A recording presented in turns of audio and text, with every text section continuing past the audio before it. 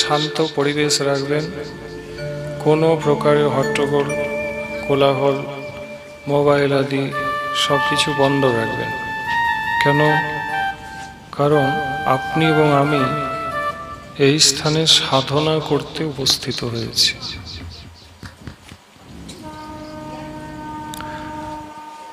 অগ্রদাসজি, অগ্রওলি যিনি সখী ছিলেন, তিনি আজ আমাদের মধ্যে আবির্ভূত হয়েছেন।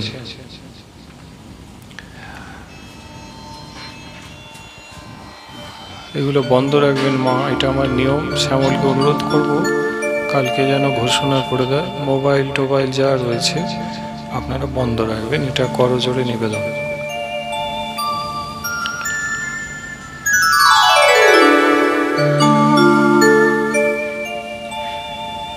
কারণ এতে আমার পাঠ করা সম্ভবই হবে না, পাঠ করতেই পারবো না।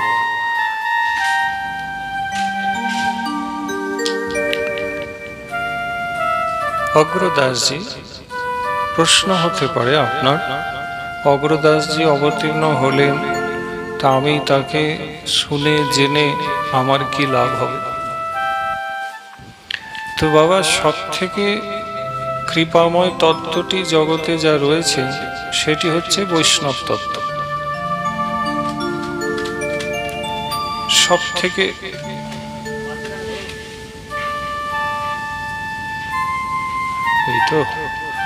সব থেকে অধিক কৃপা বৈষ্ণব রূপে ভগবান করেন। অগ্রদাসজি হচ্ছেন বৈষ্ণব চূড়ামণি। ওনাকে যদি ওনার তিথিতে, আজকে ওনার তিথি, তিনি আবির্ভূত হয়েছে, তাকে যদি আপনি নামটাও যদি শুনলেন, তাহলে হয় কি না, মহাপ্রভু বলছেন ওই নাম উচ্চারিত হওয়ার সাথে উনি কিন্তু নিত্যধাম থেকে তোমাকে কৃপা কিন্তু করে দিয়েছেন। হ্যাঁ,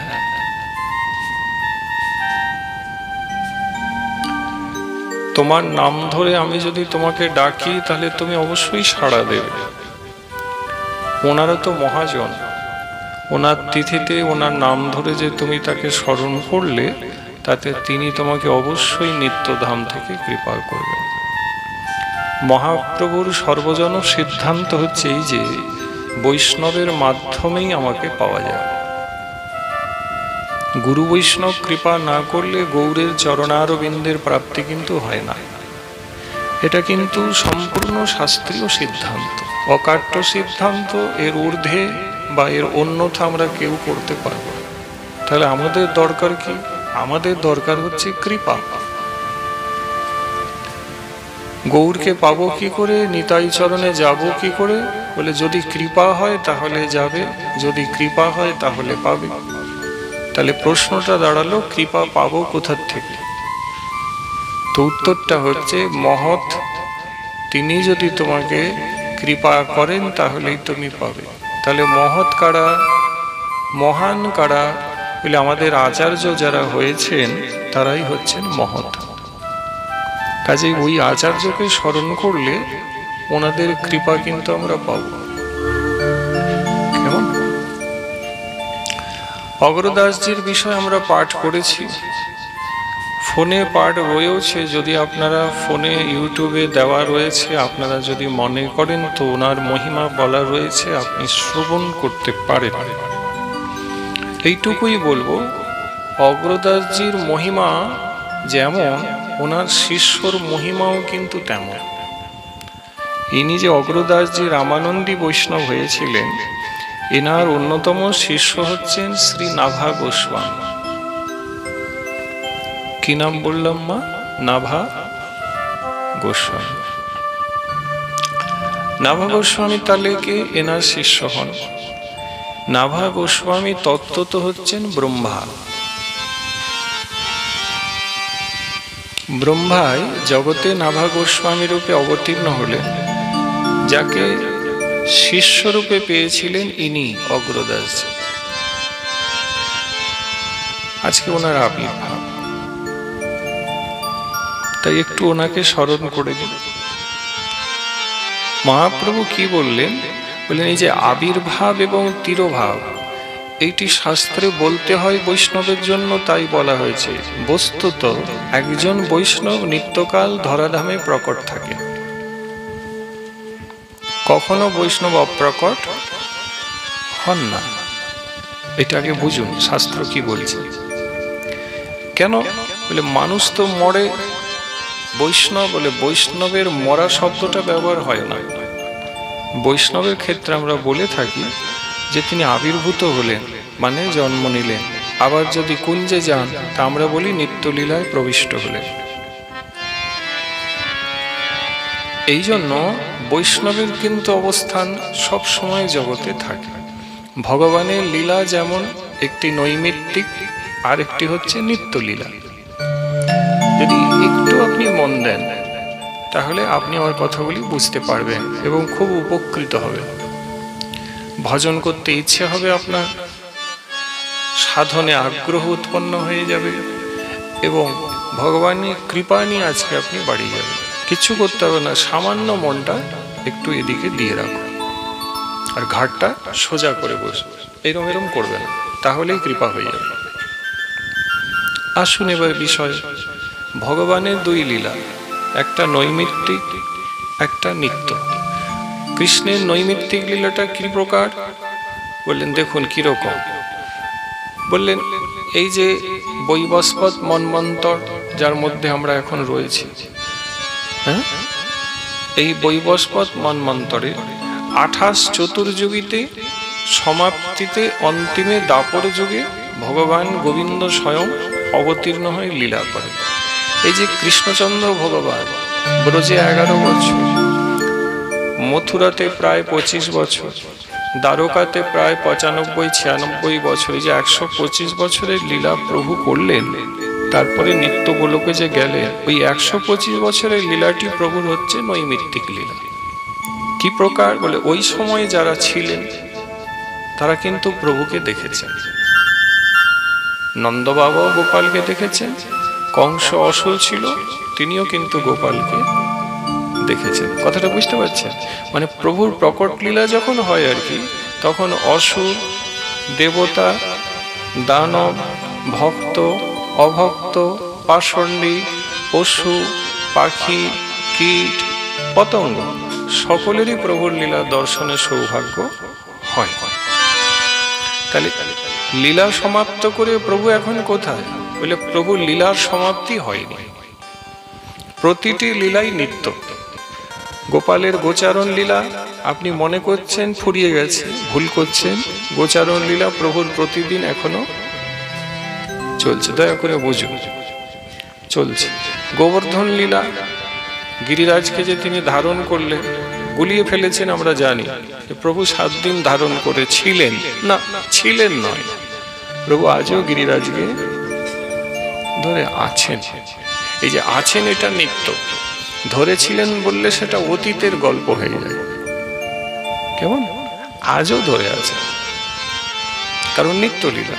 তো নৈমিত্তিক 7 দিন ধরলেন, নিত্য তিনি আজও ধরে আছেন। গোচারণ সেদিনে করলেন, নিত্যে আজও করছেন। কারণ লীলা নিত্য বলি আমরা যখন বৈষ্ণব ভজন সাধন করে আমাদের সাধনোচিত গুরু প্রদত্ত এই অপ্রাকৃত দেহে নিয়ে যখন আমরা আমাদের সাধন স্থান সেই গৌর গোবিন্দের নিত্যলীলায় প্রবেশ করি, তো সঙ্গে সঙ্গে যোগমায়া নিত্যলীলায় আমাদেরকে নিয়ে চলে যায়। ভজন যদি করো আর কি, তাহলে ভজনীয় যে তত্ত্বটা এটা ভিতরে আছে, দেহটা শ্মশানে যায় আর ওই তত্ত্বটি নিত্যলীলায় প্রবেশ করে যায়। বোঝা গেল? আর আচার্য যারা হন, মহাজন যারা হন মা, তারা ওই নিত্যলীলার থেকেই আসে। বৈষ্ণবের আশা কিন্তু ওখান থেকে। একজন মানুষও জগতে এসেছে আর একজন বৈষ্ণব এসেছে। মহাপ্রভু কি বললেন? মানুষ জগতে আসেন, কাজকর্ম করেন, ধর্ম অথবা ভক্তি করেন না। কিন্তু যদি জগতে এসে আপনি ধর্ম করেন, ভক্তি করেন, হাতে মালা ধরেন, হরিনাম জপ করেন, গুরু বৈষ্ণবের সেবা করেন, কানে হরি কথা শোনেন, শরীর নিয়ে বৃন্দাবন নবদ্বীপে যান ইত্যাদি, তাহলে আপনি ভজনশীল এবং আপনার প্রতি ভগবানের কৃপা আছে। কেন না, কৃপা না হলে এই কাজগুলি আপনি করতে পারবেন না, এটি স্পষ্ট জেনে রাখবেন। আমি বললুম আমি কাল ব্রজে যাব, হবে না। শ্রীমতীর কৃপা হলে পারবেন। আমি বলছি আমি কাল নবদ্বীপ চলে যাব, আপনি চেষ্টা করে দেখুন, পারবেন না। গৌরের কৃপা হলে তবেই নবদ্বীপে যেতে পারবে। অর্থাৎ ভজনটি কৃপা সাপেক্ষ। এই যাদের কৃপা হয়েছে, ভজন করছে, তারা কিন্তু নিত্যলীলায় প্রবেশ করবেন। হ্যাঁ, তো এই যে অগ্রদাস যে যার আজকে আবির্ভাব, ওনারও কিন্তু বাহ্যিক আমাদেরই মতন একটা শরীর ছিল। তিনি গুরু চরণাশ্রয় করে ভজন করছে, কিন্তু ওনার ভিতরে কি বললুম, উনি কিন্তু হচ্ছেন রাম সীতার নিত্যলীলার সখী, যার নাম হচ্ছে অগ্র অলিজি। দেবী সীতা নাম দিয়েছেন তুই আমার অলি সখী। যেমন ললিতা বিশাখা আমাদের রাধা কৃষ্ণের, উনিও কিন্তু সখী। তাহলে সখীত্বটা ওনার শরীরে কোথায় আছে মা? ভেতরে। আর বাইরে একটা পুরুষের মতন দেহ ধারণ করে আছে। এই বাহিরে যেটা দেখা যায় বৈষ্ণবের, ওটা রূপ, যেটা সময় বিশেষে পরিবর্তিত হয়। শিশু থেকে বালক, বালক থেকে কিশোর, কিশোর থেকে বয়স্ক। কিন্তু যে স্বরূপটা আছে সেটা কিন্তু অবিকৃত এবং স্থিরভাবে ভিতরে বিরাজমান। দেহটা যখন পূর্ণ অবস্থা প্রাপ্ত করে তো দেহ শ্মশানে যায়, আর যে স্বরূপটা ওই যে নিত্যধাম থেকে এসেছিল সে পুনরায় নিত্যলীলায় চলে যাবে। এই জন্য এই বৈষ্ণব তত্ত্বটি যখন আপনি জানবেন, বুঝবেন, তখনই কিন্তু আপনি বৈষ্ণবকে সম্মান করবেন, তখনই ওই বৈষ্ণবের চরণ ধরবেন। কেন বলে, উনি যে জায়গা থেকে এসেছে ওনাকে শ্রদ্ধা ভক্তি সম্মান করলে, তাহলে উনি কৃপা করলে আমারও কিন্তু ওখানে জায়গা। হ্যাঁ, এই জন্য বৈষ্ণবকে অপ্রাকৃতত্ব তত্ত্ব মহাপ্রভু বলেছেন। সচি মাকে মহাপ্রভু বললেন, মাগো, চৈতন্য ভাগবতে লেখা আছে, প্রভু কহে মাগো, বৈষ্ণবের দেহ কভু প্রাকৃত নয়। বৈষ্ণবের দেহ প্রাকৃত নয়। প্রাকৃত মানে বুঝছো, এই যে জন্ম, মৃত্যু, জরা এবং ব্যাধি, এগুলো প্রাকৃত ভাবে যে বৈষ্ণবের দেহ দেখা যায়, মহাপ্রভু সাবধান করলেন, এটা কিন্তু বৈষ্ণবে হয় না, প্রাকৃত নয়। বৈষ্ণবের দেহ অপ্রাকৃত মা জানিবে সুনিশ্চয়, নিশ্চিত করে জেনে নাও। আরো বললেন, মাগো, গর্ভবাসে ভক্তের যত দুঃখ অথবা যেবা কারণে, এসব কেবল বাহ্যিক কারণ, এই বলিলু মা তোমারও চরণ। মানে এই যে গর্ভে থাকলে শিশুর যে যন্ত্রণা কষ্ট হয়, সেটা প্রাকৃত শিশুর হলেও একজন বৈষ্ণব যখন মাতৃগর্ভকে অবলম্বন করেন, তেনার কিন্তু গর্ভবাসে কোনো দুঃখ কষ্ট হয় না। এই সাধারণ এবং বৈষ্ণবীয় তত্ত্বের মধ্যে এটা ভেদ রয়েছে।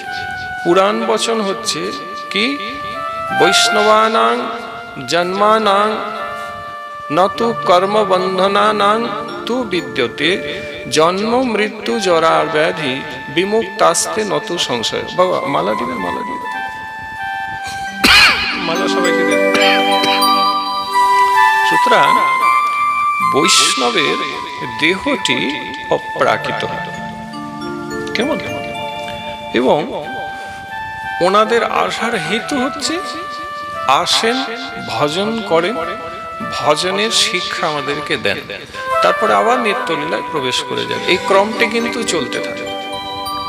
তাই সাধক দেহ রেখে নিকুঞ্জে প্রবেশ করে যান।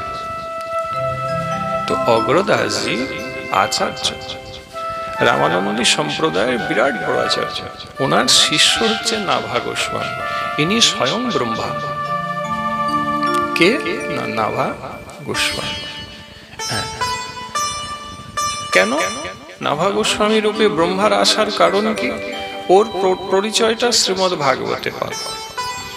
যখন ভগবান গোপালজির ব্রজলীলা চলছিল,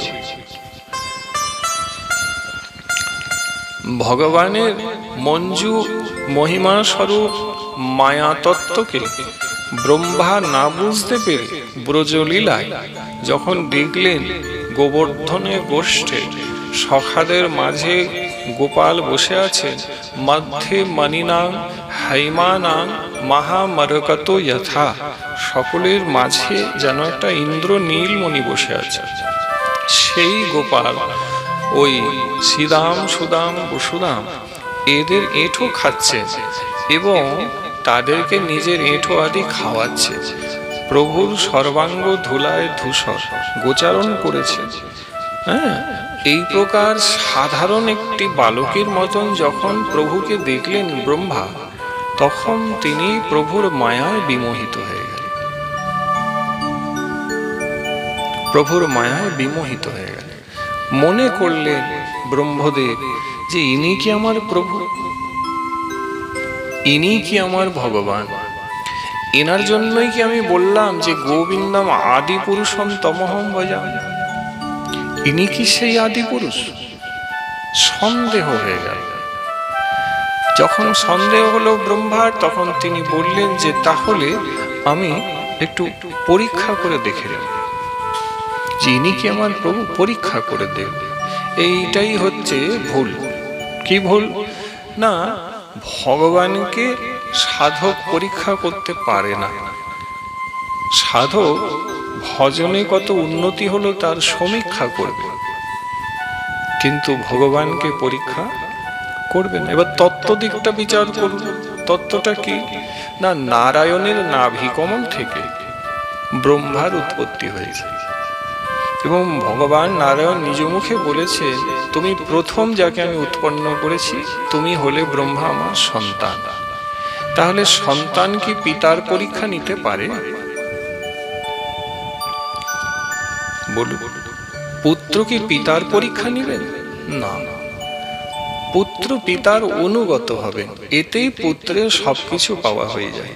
কিন্তু ব্রহ্মা মঞ্জু মহিমা স্বরূপ প্রভুর এই উচ্ছিষ্ট নেওয়া দেওয়া এবং ধুলায় ধূসর অঙ্গ আদি দেখে যাই হোক মোহিত হয়ে গিয়ে ভুল করলেন। বলে আমি পুত্র, সে তত্ত্ব দূরে থাক, আমি কিন্তু এনার পরীক্ষা দেব। করলেন কি তোমরা জানো? প্রথমে ওই বাছরগুলো চারিদিকে, বাছরগুলোকে জড়ো করতে হবে, ফেরার পালা। সে যে লীলা হয়েছে সে প্রায় সন্ধ্যের দিকে। ভগবান সখাদেরকে বসিয়ে বলে তোমরা বসো, আমি বাছুরকে বাঁশি বাজিয়ে নিয়ে আসি। প্রভু গেলেন বাছুরগুলি আনতে। ঠিক ওই সময় সখাদেরকে ব্রহ্মা নিজ মায়াতে হরণ করে সত্যলোকে নিয়ে চলে গেলেন। তাদেরকে নিদ্রিত করলেন, ঘুম পাড়িয়ে দিলেন এবং সত্যলোকে নিয়ে গেলেন। সাধারণ পাঠক মনে কিছু করবেন না, বড় বড় কীর্তনিয়া তোমাকে কিন্তু এইটাই বলবে, এটা রয়েছে লেখা। নিয়ে গেলেন, কিন্তু এখানে একটা প্রশ্ন তাদের করে দেখবে, আচ্ছা যে সখা সুবল মধুমঙ্গল, হ্যাঁ, শ্রীদাম সুদাম আদি, এরা কারা? এরা প্রভুর পার্ষদ। এরা কোথা থেকে এসেছে? না, নিত্য গোলকধাম থেকে এসেছে। কেমন? তাহলে নিত্য গোলকধাম থেকে প্রভু নিত্য পার্ষদকে ব্রহ্মা মায়ার দ্বারা বশীভূত করে ঘুম পাড়িয়ে সত্যলোকে কি নিয়ে যাওয়ার সামর্থ্য রাখেন? বলুন, রাখেন? সেই যোগ্যতা বা ক্ষমতা ব্রহ্মার কি আছে? কিন্তু ভাগবতে লেখা আছে নিয়ে গেলেন। একটা সাধারণ পাঠ হয় বাবা, অর্ডিনারি, আমরা এগুলো শুনতেই অভ্যস্ত, কিন্তু এর ভিতরে রহস্য আছে যেগুলো আমাদের একটুকু জানতে হবে, সেটাই পরে আসছে। বর্তমানে ভাগবতে লেখা আছে নিয়ে গেলেন। পরতে পরতে রহস্য উদ্ঘাটন হবে এবং এই রহস্যগুলি ভজনীয় যে রয়েছে শাস্ত্রে, তার উদ্ঘাটন কখন হয় মা? না, যখন তুমি গোস্বামী শাস্ত্রগুলো বাড়িতে একটু পড়বে, কিংবা কোনো বিশুদ্ধ সদ্গুরুদেবের চরণাশ্রয় করবে, তাহলে তিনি তোমাকে জানেন। অথবা তুমি বিশিষ্ট মহতের সঙ্গ করিয়াছ, তাহলে সেই সঙ্গের প্রভাবেও তুমি জানবে। অর্থাৎ বিশিষ্ট মহৎ সঙ্গ, অথবা শ্রী গুরুদেবের শ্রীমুখে হরিকথা শ্রবণ, অথবা গোস্বামী শাস্ত্রকে বাড়িতে অধ্যয়ন অনুশীলন, এই 3 যদি কেউ করে তাহলে এই যে সব গোপন শাস্ত্রীয় সিদ্ধান্ত এবং তার ওপরে যে রহস্যগুলি রয়েছে সেইগুলি আমাদের বুঝতে পারা যাবে। এছাড়া এইগুলো বোঝার অন্য কোনো উপায় নেই। এইবারে দেখুন কি হল। সত্যলোকে ব্রহ্মা রেখে এলেন সকল কৃষ্ণের সখাকে রেখে এলেন, আর রেখে এসে ওদিকে গোপাল তো বাঁশি বাজিয়ে বাছুরগুলোকে এক করে নিয়েছেন। এদিকে যেখানে সখাদেরকে রেখে গিয়েছিলেন গোপাল এসে দেখলেন কি যে একটিও তার সখা নেই, কেউ নেই। থাকবে কি করে, তাদের তো ব্রহ্মা নিয়ে চলে গেছে। ভগবান গোপালজি ব্রজে লীলা করছেন, তিনি চিৎকার করে ডাকছেন, শ্রীদাম সুদাম কোথায় গেলে তোমরা? বসুদাম মধুমঙ্গল সুবল ভাই সুবল কোথায় গেলি তোরা? কই তোদের দেখতে পাচ্ছি না। চিৎকার করে গোপাল ডাকছে, কিন্তু তাদের সাড়া পেলেন না। পাবে কি, ওনাকে তো নিয়ে চলে গেছে। এইদিকে ব্রহ্মা নেমে এসে যখন দেখলেন সখাদেরকে তো নিয়ে গেছি, তাহলে বাছুরগুলোকে রাখবো কেন? যত বাছুর ছিল, আচ্ছা মনে রাখবেন গোপাল কিন্তু বাছুর চড়ান। তখন ব্রহ্মা যখন পরীক্ষা করতে আসেন, ভগবান তখন গোচারণ করেন না, বাছুর চারণ করেন। ছোট তো, বড় বড় গরু চড়ান না, নন্দ বাবা দেন নাই, মা যশোদা দেন না, বাছুর দিয়েছে। তো সকল বাছুরকে করলেন কি না, ওই ফাঁকে এদিকে সখাদের গোপাল খুঁজছে, ওই ফাঁকে ব্রহ্মা সকল বাছুরকেও সঙ্গে করে নিয়ে সত্যলোকে গুফার ভিতরে রেখে। এদিকে সখাদের খুঁজতে গিয়ে যখন পান নাই, তো বাছুরদেরকে দেখতে গেলেন, দেখছেন এবারে বাছুরও নেই, বাছুরও নেই। এইবারে বাছুরের নাম শ্যামলী, ধবলী, কারি, গৌরী এগুলো নাম দিয়েছেন তিনি। লবঙ্গ, লতিকা এগুলো বাছুরের নাম। তো বাছুরের নাম ধরে ধরে ডাকছেন, কিন্তু বাছুর আর কোথায়? বাছুরকেও তিনি রেখে এসছেন। এইখানে একটু আরেকটা প্রশ্ন আছে। আচ্ছা, গোপাল তো ভগবান, এটা তো মানতেই হবে বাবা, কিন্তু তিনি চিৎকার করে বলছেন, শ্রীদাম সুদাম বসুদাম তোরা কোথায় গেলি? বাছুরের নাম ধরে বলছেন, হ্যাঁ রে তোরা কোথায় গেলি? কাঁদছেন ভগবান, ধুলায় গড়াগড়ি যাচ্ছে। একটা শিশু যেমন হয় না ছটকায় বাবা, সেরকম দুঃখ কষ্টে তিনিও মাটিতে রজে বৃন্দাবনে ছটকাচ্ছেন। আপনি যদি এই লীলাটা দেখতেন, আমরা তো দেখিনি, দেখলে একবার বিচার করুন যে ব্রহ্মার মায়ায় মোহিত হয়ে যাওয়া হয়েছে, সেখানে আমরা তো কীটাণু কীট বাবা, আমাদেরও মনে হবে এ ভগবান হতেই পারে না। কাঁদছেন, আছাড় খেয়ে বায়না, কোথায় গেলি কোথায় গেলি? কিন্তু আমাদের নাইবা হলো, আমরা সাধারণ জীব, ব্রহ্মা তিনিও মায়ায় গ্রসিত হয়েছেন, মেনে নিলাম, কিন্তু যিনি এই প্রকার কাঁদছেন তিনি তো ভগবান, এটা তো অস্বীকার করার উপায় নেই। তা তিনি কেন বুঝতে পারছেন না যে ব্রহ্মা নিয়ে গেছে? তিনি কেন বুঝতে পারছেন না এই বাছুরগুলোকে ব্রহ্মাই হরণ করে নিয়ে গেছে? অনেক পরে তিনি বুঝতে পারলেন। এই রহস্য কবিরাজ গোস্বামী উদ্ঘাটন করলেন। এর উত্তর হচ্ছে তিনি বুঝতে পারছেন না এই জন্য যে কবিরাজ গোস্বামী বলছেন, আপনি দেখবেন চরিতামৃতে আছে যে যেখানে গোবিন্দ নিজে বলছেন ব্রজলীলার কথায় যে আমিও না জানি, না জানে গোপীগণ, দোহার গুণে দোহার নিত্য হরে মন। ব্রজলীলার রহস্য হচ্ছে এই যে মা যখন ভগবান ব্রজে এসে যান, তো তিনি যে ভগবান সেটা তিনি ভুলে যান।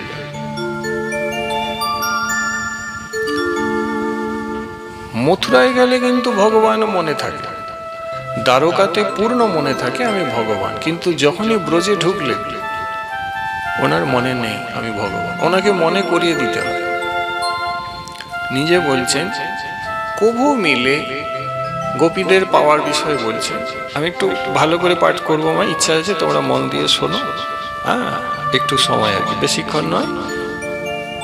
কবিরাজ গোস্বামী বলছে ভগবানের বাণী কভু মিলে গোপীদেরকে পাওয়ার বিষয়, কভু মিলে কভু না মিলে এই দৈবের ঘটনা।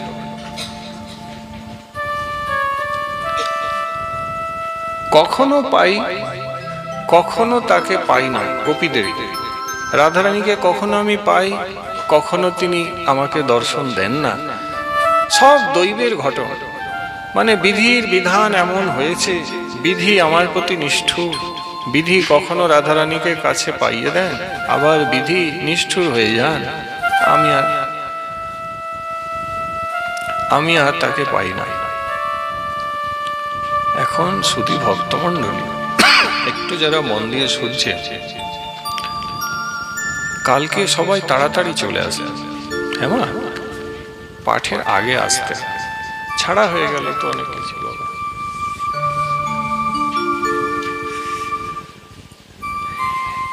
আচ্ছা বাবা, এই যে বলছেন বিধির বিধান ব্রজলীলা, ভগবানের উপরে কোনো বিধি কাজ করতে পারে? ওনার উপরে কোনো বিধির লেখন হতে পারে? উনি বলছে বিধির লিখন ভাই আজ শ্রীমতীকে পেলাম না। আচ্ছা রাধারানীও বলে ব্রজলীলা, বলছে সখী বলছেন রাধারানী বাক্য, 100 বৎসর পর্যন্ত জীবের জীবন অন্ত, সখী এই তত্ত্ব কহনা বিচারি। ললিতাকে বললেন দেখ, আমি হয়তো 100 বছর বাঁচব, আর যে যৌবন এটা তো দিন 2-4, নারীর যে যৌবন সেটা তো 2-4 দিন থাকবে সখী, তারপরে আমি কি করে তার সেবা করব? এবারে আপনি বলুন, রাধারানী তো নিত্য কিশোরী, উনি কি 100 বছর বাঁচবেন? উনি তো কৃষ্ণেরও আত্মা, পরমাত্মার যিনি আত্মা তিনি রাধারানী। কিন্তু বলছেন ব্রজলীলা যে আমি তো 100 বছর থাকবো, এর বেশি কি আর বাঁচা যায়? আর দিন 2-4 যৌবন, সুতরাং কি করে তার সেবা পরিচর্যা করব? এখন শ্রীমতী রাধারানী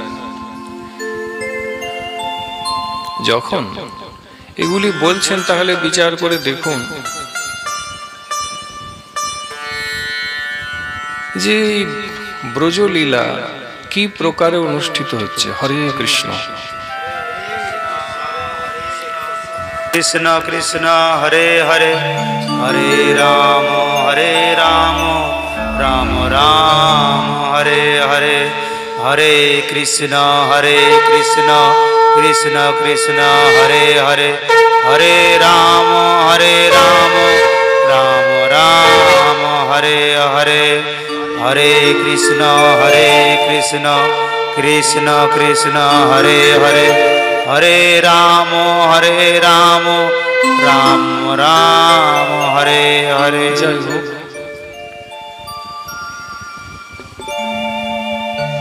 ব্রজলীলা রাধারানী বলছেন 100 বছর পর্যন্ত বাঁচব, যৌবন দিন 2-4, কিন্তু নিত্য কিশোরী। তবে ব্রজলীলাতে লীলার মাধুর্য এই প্রকার, যেখানে নিত্য শাশ্বত ভগবদীয় তত্ত্ব লীলার মাধুর্য আস্বাদনের প্রাচুর্যে কেবল বৃন্দাবনে হয়। তিনি নিজেকে স্বয়ং একটি সাধারণ রমণী অথবা একজন সাধারণ নারী বলে গণ্য করছে।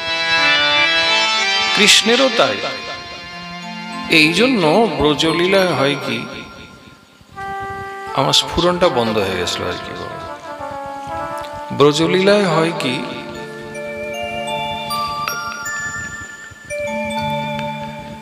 ভগবান তিনি যে ভগবান এটি ভুলে যান, মনে থাকে না। তাহলে বাছুরকে হরণ করলেন, গোবৎস হরণ করেছেন ব্রহ্মা, সখাদেরকে হরণ করে নিয়ে গেছে। এখন তিনি মাটিতে ছটকাচ্ছেন, সখার নাম ধরে কাঁদছেন, বাছুরগুলির নাম ধরে হাহুতাশ করছে, তন্ন তন্ন করে খুঁজছে খুঁজে পাচ্ছেন না। তখন হয় কি, ভগবান নিজে ভগবান ভুলে গেছেন, ব্রজের অনেকগুলি লীলাতেই প্রকার উনি ভুলেছেন। হয় কি তখন জানেন বাবা, শাস্ত্র বলছে তখন ভগবানের স্বীয় যে লীলা শক্তি আছে, সেই লীলা শক্তি নেমে আসে, শ্রী ভগবানের কানে এসে জানিয়ে দিয়ে যান যে প্রভু আপনি স্মরণ করুন, আপনি কেবল নন্দনন্দন নন, আপনি ভগবান। তখন গোপালের অন্তরে লীলা শক্তি জানাতে তিনি বোঝেন যে আমি তো ভগবান। আর এই যখন তিনি বুঝলেন, লীলা শক্তি জানালেন যে আমি ভগবান, তখন তিনি নেত্র বন্ধ করেছেন। নেত্র বন্ধ করে নিমিষের মধ্যেই সবকিছু তিনি জানতে পেরে গেলেন।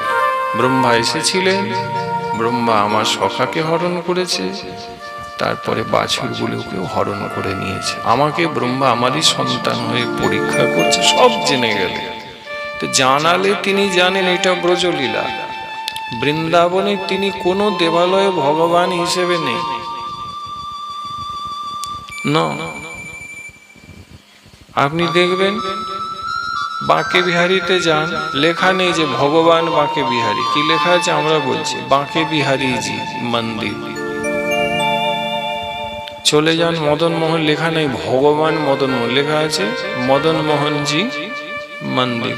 মন্দির মানে ভগবান যেখানে থাকে স্বাভাবিক সেটা মন্দির, আমরা যেখানে থাকি সেটা বাড়ি। কথাটা বুঝলেন? বৃন্দাবনে কোথাও তুমি কৃষ্ণের ভগবান নামটি দেখাতে পারবে না, লেখা নেই।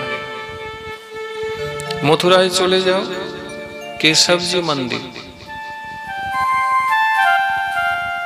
গোবিন্দজি মন্দির, রাধা রমনজি, এই জি বা জিউ সম্মানে লেখা আছে জি বা জিউ।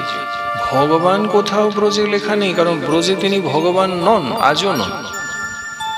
কারুর প্রেয়সী, গোপীদের প্রেয়সী, সখাদের বন্ধু, হ্যাঁ, আবার নন্দ যশোদা উপনন্দ আদির তিনি পুত্র, তারা বাৎসল্য করেন। এরকম সম্বন্ধ লয়ে কবিরাজ গোস্বামী বলছেন ব্রজে তিনি আছেন। ব্রজে মোট কথা তিনি কারুরই ভগবান নন, অথচ ভগবান। তো এই প্রকার ব্রহ্মা যখন করলেন, লীলা শক্তি জানলেন প্রভু তুমি ভগবান, স্মরণ করে দেখো। তিনি স্মরণ করলেন, বুঝতে পারলেন। তারপরে ব্রহ্মাকে সমুচিত শিক্ষা দিতে হবে মনে করলেন, কারণ পুত্র ভুল করলে পিতাকে শাসন করতে হয়। কেন না, শাসন না করলে পুত্র বিগড়ে যাবে। বাবা মা করেও থাকে শাসন। করলেন কি, ওই সত্যলোকের ব্রহ্মা হরণ করে নিয়েছেন যখন, তখন গোপালজি নিজেই ব্রহ্মাকে নিজের মায়া দেখাবেন বলে নিজেই ব্রহ্মা সাজলেন। ব্রহ্মার সত্যলোকে প্রবেশ করবার পূর্বে নিজেই ব্রহ্মা সেজে সত্যলোকে এসে হাজির হলেন, এবং সত্যলোকে যারা রয়েছেন ব্রহ্মার সেবায়িত প্রহরী, তাদেরকে নির্দেশ দিলেন আমি ব্রহ্মা, আমি এসেছি, প্রভু এসেছে, আপনারই মহল আসুন। বলে দেখো আমি এসেছি, আমার পেছনে এক নকল ব্রহ্মা আসছে। ওই নকল ব্রহ্মা যদি এসে যায় আমার পরে, তাকে তোমরা ভেতরে ঢুকতে দিও না, বার করে দেবে।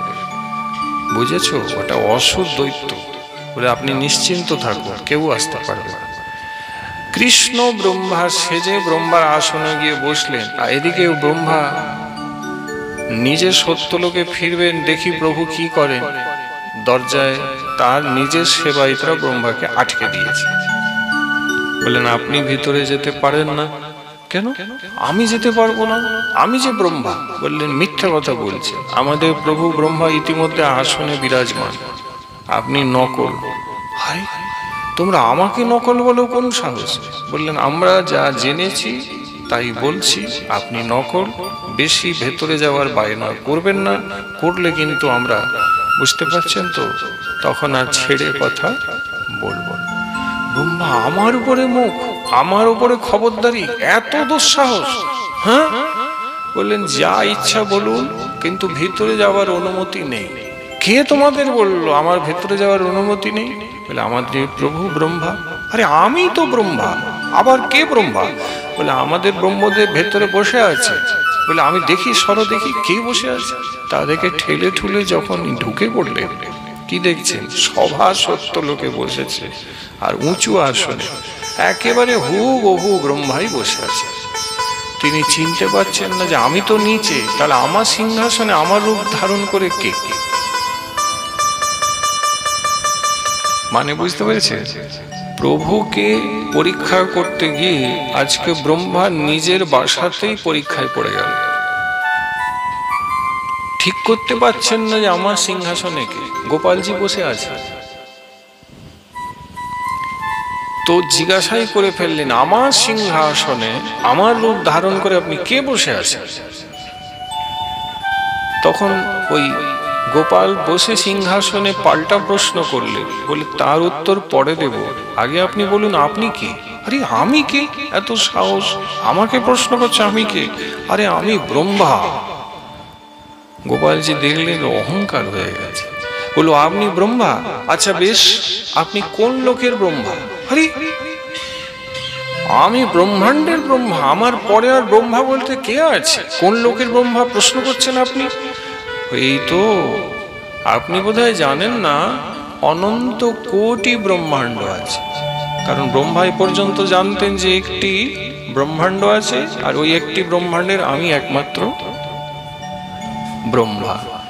এখানে গোপালজি জানালেন যে অনন্ত কোটি ব্রহ্মাণ্ড আছে, উনি জানতেনই না। অনন্ত কোটি ব্রহ্মাণ্ড? বললে হ্যাঁ। তাহলে কোন ব্রহ্মাণ্ডের আপনি ব্রহ্মা? কিন্তু আমি তো জানি একটাই। আপনি কে বলুন তো? অনন্ত কোটি ব্রহ্মাণ্ড বলছেন, কে আপনি?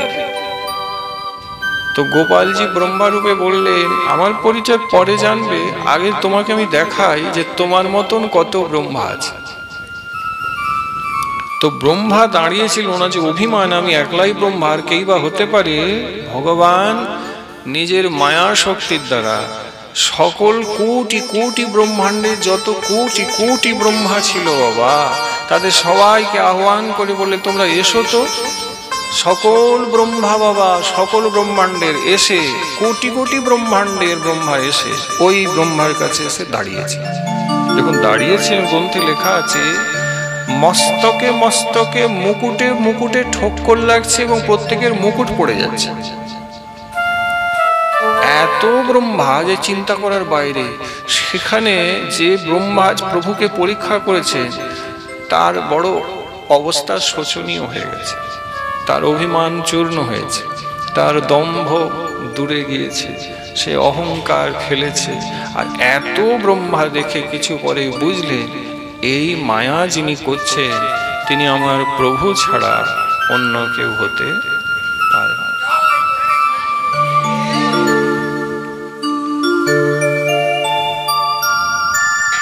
এই অনুসূচনা, এই অনুতাপ তখন ব্রহ্মার হয়েছে। কেউ ভালোবেসে শিক্ষা নিয়ে নেয়, আবার বেশ কিছু আছে ঠকে শিক্ষা। কিন্তু ভগবান ভক্তবৎসলমা, তিনি তোমাকে কৃপাই করেন। কৃপা করলেন। ব্রহ্মা প্রণাম করে বললেন, আপনি নিঃসন্দেহে আমার প্রভু, নচেত আমি মায়ায় বিমোহিত হই কি করে? তখন গোপাল রূপে দাঁড়ালেন, কোমরে হাত দিয়ে বললে, তোমার এত সাহস, তুমি আমাকে পরীক্ষা করতে গেলে, আমার সখাকে হরণ করলে, আমার গোবৎসকে তুমি হরণ করে নিয়ে এসেছো, তাই তোমাকে একটু মায়া দেখালাম। আর বাস্তব এরা সকলেই এক এক ব্রহ্মাণ্ডের ব্রহ্মা। তখন ব্রহ্মা অদনত মস্তকে ভগবানের চরণ ধরে ক্ষমা চেয়েছিলেন। কিন্তু গোপালজি বলেছিলেন, আসল কথা এলাম যে তুমি যে ভুলটি করিয়াছ, সেই ভুলের জন্য আমার চরণে পড়ে ক্ষমা চাইলে তোমার অপরাধ যাবে না। কেন? কারণ নিয়ম হচ্ছে যার কাছে করিবে অপরাধ তিনি ক্ষমিলে অপরাধ দূরে যায়, আর নচেত অপরাধ কিন্তু যায় না, থেকে যায়। ব্রহ্মা বললেন, প্রভু আমি তো আপনার চরণেই ভুল করেছি।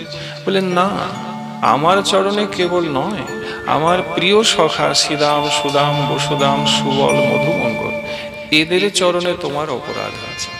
কেন? এদেরকে তুমি আমার থেকে দূরে করে দিয়েছ।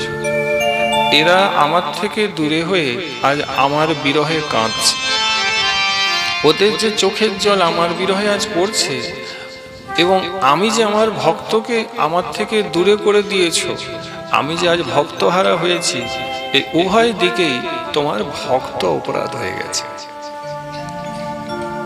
কাজে আমার পা ধরলে অপরাধ খণ্ডন হবে না। এছাড়া তোমার নাম অপরাধও হয়েছে। নাম অপরাধ কেন এটি বলা কঠিন।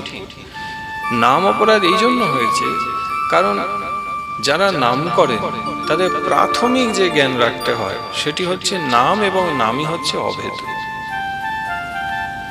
এই জ্ঞান রেখে নামমালা ধরতে হয় যে আমি যে হরিনামকে আশ্রয় গ্রহণ করেছি বা হরিনাম জপ করছি, এই হরিনামে আর শ্রী হরিতে কোনো ভেদ, এই বুদ্ধিতে নাম জপ করতে হয়। তো ব্রহ্মা, তুমি তো আমার নাম করো, বলে হ্যাঁ প্রভু নাম তো করি, কিন্তু নামই এবং নাম যে অভেদ সেই জ্ঞান তোমার হলো না। নামে যেই প্রকার শ্রদ্ধা বিশ্বাস, আমাতে তোমার শ্রদ্ধা বিশ্বাস নেই, তাই তো তুমি আমাকে পরীক্ষা করতে গেলে। তাহলে নাম নামই অভেদ না করে নাম করেছো, আমাকে পরীক্ষা করতে গিয়েছো, এতে কিন্তু তোমার নাম অপরাধটিও হয়ে গিয়েছে। তাই ভক্ত অপরাধ এবং নাম অপরাধ এই দুই তোমাকে খণ্ডন করতে হবে। ভগবান বললেন যদি তুমি আমার কাছে ভুলটি করতে তাহলে আমি তোমাকে এখনই ক্ষমা করে দিতাম, কিন্তু তুমি ভক্তের কাছে অপরাধ করেছো, তাই তোমাকে এটা খণ্ডন করতে হবে। ব্রহ্মা বললেন প্রভু কি করে করব, ভুল তো করে ফেলেছি। তখন ভগবান বললেন দেখো, পরবর্তীতে কলিযুগে তোমাকে অবতীর্ণ হতে হবে। এই লীলায়, ব্রজলীলায় তো আর তোমার কিছু করণীয় নেই।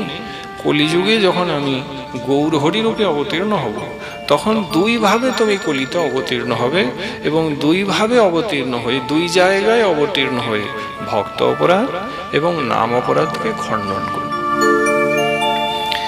এই যে প্রভুর আদেশ, এই আদেশ শিরোধার্য করে সেদিনে ব্রহ্মা আনন্দে কলিতে অবতীর্ণ হবেন প্রভুর ইচ্ছা। প্রথম নবদ্বীপ লীলায় তিনি নামাচার্য হরিদাস ঠাকুর রূপে অবতীর্ণ হলেন। করলেন কি? অবিশ্রান্ত হরিনাম জপ এবং কীর্তন করলেন। এই অবিশ্রান্ত নাম জপের মাধ্যমে স্বীয় পূর্বের যে নাম অপরাধ তা তিনি খণ্ডন করলেন। প্রভুর সঙ্গ পেলেন, মহাপ্রভুর সঙ্গ সুখ পেলেন, বহু বহু লীলা প্রভুর সাথে করলেন। মহাপ্রভু নিজেই হরিদাস ঠাকুরকে কোলে তুলেছিলেন অন্তিমে। অনেক অনেক সৌভাগ্য পেলেন, কিন্তু নাম করে নাম অপরাধটিও কিন্তু খণ্ডন করলেন। কারণ নামে বলা আছে যদি অপরাধ হয় তাহলে অবিশ্রান্ত নাম জপ করলে নাম অপরাধ যায়। বোঝা যাচ্ছে? ভক্ত অপরাধ খণ্ডন কি করে করলেন? বলে ভক্ত অপরাধ খণ্ডন করতেই ব্রহ্মা আরেক জায়গা, যার কথা বলছি, যার আজ আবির্ভাব, অগ্রদাসজি রূপে, এই রাধেশ্যাম নাভা গোস্বামী রূপে অবতীর্ণ হল। এই যে নাভা গোস্বামী রূপে যখন অবতীর্ণ হলেন, করলেন কি মা? তিনি ভক্তমালী গ্রন্থ রচনা করলেন। ভক্তমালী গ্রন্থ দুর্লভ গ্রন্থ। মহাপ্রভু বলেছেন যার আছে মনের গোলমাল সে পড়ুক মন দিয়ে ভক্তমাল। ভক্তমাল মানে ভক্তের মালা। নামমালা যেমন হয় ওই প্রকার ভক্তের চরিত্র দিয়ে যে গ্রন্থ, নানান প্রভুর ভক্ত, সত্য, ত্রেতা, দাপর এবং কলি, চারি যুগে প্রভুর যত ভক্ত হয়েছে, নাভা গোস্বামীজি সকল ভক্তের মহিমা গাইলেন। তো ভক্তের মহিমা যদি খুব করে গাওয়া যায়, তাহলে ভক্তের চরণে যদি থেকে যায় কিছু অপরাধ, সেটা খণ্ডন হয়ে যায়। তো নাভা গোস্বামী রূপে ভক্তের মহিমা গান করে ভক্ত অপরাধ খণ্ডন করলেন। নামাচার্য হরিদাস ঠাকুর রূপে আসিয়া তিনি নাম অপরাধ খণ্ডন করলেন। তাহলে বোঝা গেল যে নাভা গোস্বামী যিনি ব্রহ্মা, যার কৃপাতে ভক্তমালী লিখলেন, যেনার গুরুদেব হচ্ছেন যার আজ আবির্ভাব, শ্রী শ্রী অগ্রদাসজি মহারাজ। বলিয়ে শ্রী শ্রী অগ্রদাসজি মহারাজ কি। অদ্ভুত মহিমা অগ্রদাসজি, অদ্ভুত। রামানন্দী বৈষ্ণব ছিল, কিন্তু এনার রামচন্দ্রই উপাস্য তত্ত্ব ছিলেন, এবং ইনি অদ্ভুত কৃপা করেন বাবা। এনার গুরুনিষ্ঠাও অদ্ভুত ছিল। এনার গুরুদেব ছিলেন সিদ্ধ পয়হারি দাস বাবা। পয় মানে হয়েছে দুধ। যিনি সারাদিনে একবার দুধ মাত্র পান করে থাকতেন, তাই ওনার নাম পয়হারি বাবা হয়েছে। আসলে নাম ছিল কৃষ্ণদাস বাবা। ইনি গলতাগাদিতে ভজনের বাবা সিদ্ধ ছিলেন। ওনার দুই শিষ্যর মধ্যে অগ্রজ হচ্ছে কিলহদেবজি মহারাজ, আর ছোট যে শিষ্য হচ্ছেন ইনি অগ্রদাসজি মহারাজ। আর এই অগ্রদাসজি শিষ্য হচ্ছেন নাভা গোস্বামী, যার বিষয় একটু কিঞ্চিত আমরা তাহলে আমরা বুঝুন, যার আজকে তিথি আবির্ভাব তার শিষ্যই হচ্ছেন ব্রহ্মা, তার শিষ্য ব্রহ্মা। এখন মুশকিল ব্যাপারটা হচ্ছে যে আমি তুমি সবাই সাধু সঙ্গে এসে বসেছি বলে তো জানতে পারলাম না, কি না বাবা? কারণ আমরাও জানি অগ্রদাস যে বিষয় জানা আমাদের পক্ষে প্রায় অসম্ভব বললেও ভুল হবে না। তিনি আজকে আবির্ভূত হয়েছে, এটা আমাদের পক্ষে জানা সম্ভব নয়। তবে জানলাম তো, কি করে জানলাম বলে সাধুর কাছে এলে জানা যায়। সাধু কি? সাধু আমি নয় বাবা, সাধু হচ্ছেন গ্রন্থ। আমাতে অনেক দোষ আছে, স্বাভাবিক থাকবে, কারণ আমি সাধু নই। কিন্তু যে গ্রন্থ আমার সম্মুখে রয়েছে এই নির্দোষ, এর সকল গুণ রয়েছে। এই গ্রন্থ তোমাকে সব জানিয়ে দেবে। যেমন আয়নার সামনে দাঁড়ালে আমি চোখ মেলে তাকালে নিজেকেও দেখতে পারি, আবার আয়নার দিকে তাকালে আবার নিজেকেও দেখতে পারি। এই প্রকার গ্রন্থ দর্পণের মতন হয়, খুলে দিলে গ্রন্থও দেখা যায়, আবার গ্রন্থে নিজেকেও দেখা যায়। আর গ্রন্থে যার আবির্ভাব তিরোভাব, তিনি তোমাকে কৃপা করে জানিয়ে দিবেন যে আজকে আমার আবির্ভাব।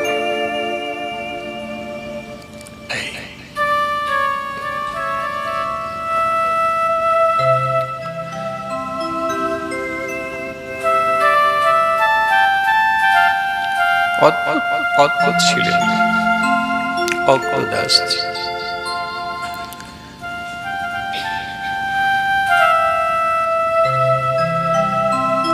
তিনি তার শিষ্য নাভা গোস্বামী, যে নাভা নামটি তিনি গুরুদেব দিয়েছিলেন। আসলে শিষ্যের বাবা মায়ের দেওয়া নাম ছিল নারায়ণ দাস। গুরুদেব নামটি দিয়েছিলেন কি? নাভা গোস্বামী। নাভা নাম গুরুদেবের। আচ্ছা, নাভা মানে হয় কি? সেটাও রহস্য আছে। শিষ্যরূপে এত উপযুক্ত ছিলেন নাভা গোস্বামী, এত গুরুনিষ্ঠ ছিলেন যে আশ্চর্য হয়ে যায়। একদিন গুরুদেব রাম সীতার সেবা করছে। সেবা করতে গিয়ে অন্তিমে ভগবানকে কি দেওয়া হয়? মালা দেওয়া। সেবার সমাপ্তি মালা দিলে হয়। মালা সেবা বিগ্রহে যারা করেন প্রথমে দিতে নাই। যেমন দেখবেন আমাকে যেই মালা দিয়ে দিল পাঠ শুরু হয়ে গেল, তাই না? মালাটা সেবার একবারে সমাপ্তিতে দেওয়া হয়, এটা নিয়ম। কিন্তু সেদিনে এই কিশোর বয়সী গুরুদেবের কাছে রয়েছেন সেবায়, গলতাগাদি স্থান রয়েছে, আমি গিয়েছি। গলতাগাদিতে গুরুদেব বিগ্রহ সেবা করছেন, আর বাহিরে গর্ভগৃহের বাহিরে দাঁড়িয়ে আছেন কিশোর বয়সের শিষ্য নাভা। সুন্দর শিখা দ্বাদশ সঙ্গীত তিলক করছেন কি? দূর থেকে গুরুদেবকে চামর ঝুলিয়ে বাতাস হচ্ছে। আর গুরুদেব মালাটা ওই দিনে ভগবানের শ্রীঅঙ্গে দিতেই পাচ্ছেন। মালা ধরে গুরুদেব দাঁড়িয়ে আছেন, দিলেই হয় কিন্তু দিতে পারছেন না। আর সেবায় রয়েছে, সিদ্ধ স্বরূপে সেবা করছে। কাজে এখন গুরুদেবকে শিষ্য জিজ্ঞাসা করবেন যে কেন দিচ্ছেন না, দিন, সেটা জিজ্ঞাসা করাও কিন্তু যাবে না। কারণ সেবা গুরুদেবের কেমন করে হয়? মন বুঝে সেবা। মন না বুঝে যে সেবাটি আপনি করবেন গুরু বা গোবিন্দের, ওই সেবার কিন্তু কোনো দাম নেই। আপনি দেখুন না, যদি ভাবছেন মন বোঝা আবার কিরে ভাই, একটা শিশু যখন জন্ম নেয় সে তো জন্মাবার পর থেকে তো কথাবার্তা বলতে পারে না, পারে কি? কিন্তু মাকে আপনি দেখবেন শিশুর কিসের দরকার ও বলতে তো পারছে না, কিন্তু মা বুঝতে পারে। খিদে পেয়েছে বা ঘুম পেয়েছে বা রাগ হয়েছে বা কি দরকার, কি সমস্যা, জ্বর হয়েছে, সর্দি, কাশি, যে কোনো শিশুর সমস্যা হোক না কেন, ও মুখে না বললেও দেখবেন মা কিন্তু খুব সুন্দর বুঝে যায়। বোঝে না? তাহলে ও বলছে না, মা বুঝলো কি করে? বলে আত্মজ না, মা জন্ম দিয়েছে না, তো আত্মজ হয়। নারীর যে টান বাবা, যেখানে নারীর টান থাকে, মানে যে নাভির যে টানটা যেখানে রয়েছে, সেখানে বলার প্রয়োজন হয় না, সেখানে না বললেও বোঝা যায়। তো গুরু এবং শিষ্য, দয়া করে বুঝুন, তোরা বোঝ, গুরু এবং শিষ্যে বাবা নাভির টান হয়। শিষ্য যদি গুরুদেবের মন বুঝতে পারলেন না, অথবা গুরু শিষ্যের মন বুঝছেন না, তাহলে এখানে গুরু শিষ্যের সম্বন্ধের কোনো দাম নেই। এখন তো সহজিয়া ব্যাপারটা খুব চলছে। সহজিয়া মানে চালু ব্যাপার, কিছু একটা হচ্ছে, যাতে ভজনের উন্নতি, সাধনের উন্নতি কিছুই নেই। বিচার করে দেখবেন, মালা করছি, সঙ্গ করছি, কিন্তু ভজন বাড়ে না, সাধন বাড়ে নাই, নামে রুচি হয় নাই, সেবা শিখি নাই, পুজো পদ্ধতি জানি নাই, কিছু একটা করছি আর কি, এটা তো উন্নতি নয়। যাই হোক মা, এই দুর্দশা চলছে, জানি না এই দুর্দশা বোধ আগামী দিনেও চলবে। যতক্ষণ না সদ্গুরু চরণাশ্রয় করছে, ততদিনই দুর্দশার মধ্যে থাকবে। যাই হোক, চামড় ঢোলাচ্ছে, মালা গুরুদেব দিতে পারছেন না, নাভির টান। শিষ্য গুরুর মন বুঝতে পারলেন। সমস্যাটা কি হয়েছে জানো? ওই দিন অগ্রদাসজি, এইটাই হয়েছে, ওনার আরেক শিষ্য, যিনি ওনার কাছে মন্ত্র নিয়ে ব্যবসা বাণিজ্য করতে সমুদ্রে জাহাজে করে, জলজাহাজে গিয়েছিলেন, অনেক টাকা পয়সা রোজগার করে বেশ কয়েক মাস পরে আবার সমুদ্রে জলজাহাজে ফিরছে, কিন্তু মাঝ সমুদ্রে জল বেড়েছে, ঝড় উঠেছে, আর যে জলজাহাজ সে ডগমগ ডগমগ করছে। যে পাইলট ছিল সে সবাইকে বলে দিয়েছে, ভাই এই জাহাজকে রক্ষা করা আমার হাতে নেই, তোমরা যদি বাঁচতে চাও যে যার মতন করে তোমরা প্রভুকে ডাকো, ঈশ্বরকে ডাকো, আর এই জাহাজকে আমি বাঁচাতে পারবো। তো এই যে অগ্রতার যে শিষ্য, উনি ফিরছিলেন, তখন উনি আর কি করবে? ঠিক ওই সময় উনি হাত জোড়ো করে, নেত্রবন্ধ করে গুরুদেবকে শরণাপন্ন হয়েছিল। গুরুদেবকে ডাকছেন, প্রভু এই বিপদ থেকে আপনি আমাকে রক্ষা করুন, আমি বিপদে পড়েছি, আমি আপনার শিষ্য। ঠিক ওই সময় উনি মালা দিলেন। এখন মন কটা আমাদের? একটা। শিষ্য যদি প্রভুর মনকে আকর্ষণ করছে, তো প্রভু দয়াময়, প্রভু মানে গুরুদেব, তিনি কি করলেন? গুরুদেব বললেন, ও তুই বিপদে পড়েছিস, তো গুরুদেবের মন যে মালায় নিয়ে প্রভুর অঙ্গে মালা দিবেন, ওই মন এখন শিষ্যকে বাঁচাতে ব্যবহার হচ্ছে, মানে ওই দিকে মন নিয়ে চলে গেছে। এখন গুরু দেখুন, এই যে লীলা তখন হচ্ছে, সেটা তো বোঝার উপায় নেই, কিন্তু নাভা গোস্বামী কেমন শিষ্য মা, এদেরকে অনেকবার আমি বলেছি, শুনেছি এরাই প্রসঙ্গ, কেমন শিষ্য ভাবুন। গুরু কিছু বলেন না, কিন্তু চামড় ঢোলাতে ঢোলাতে বুঝতে পেরে গেছেন যে এই জন্য মালা দিতে পারছেন। তা এখন শিষ্যের এখানে কর্তব্য কি? যাতে গুরুদেব সুষ্ঠুভাবে সেবা সম্পাদন করে না, হ্যাঁ, এইটাই তো শিষ্যের কর্তব্য, গুরুদেব যেন করতে পারে।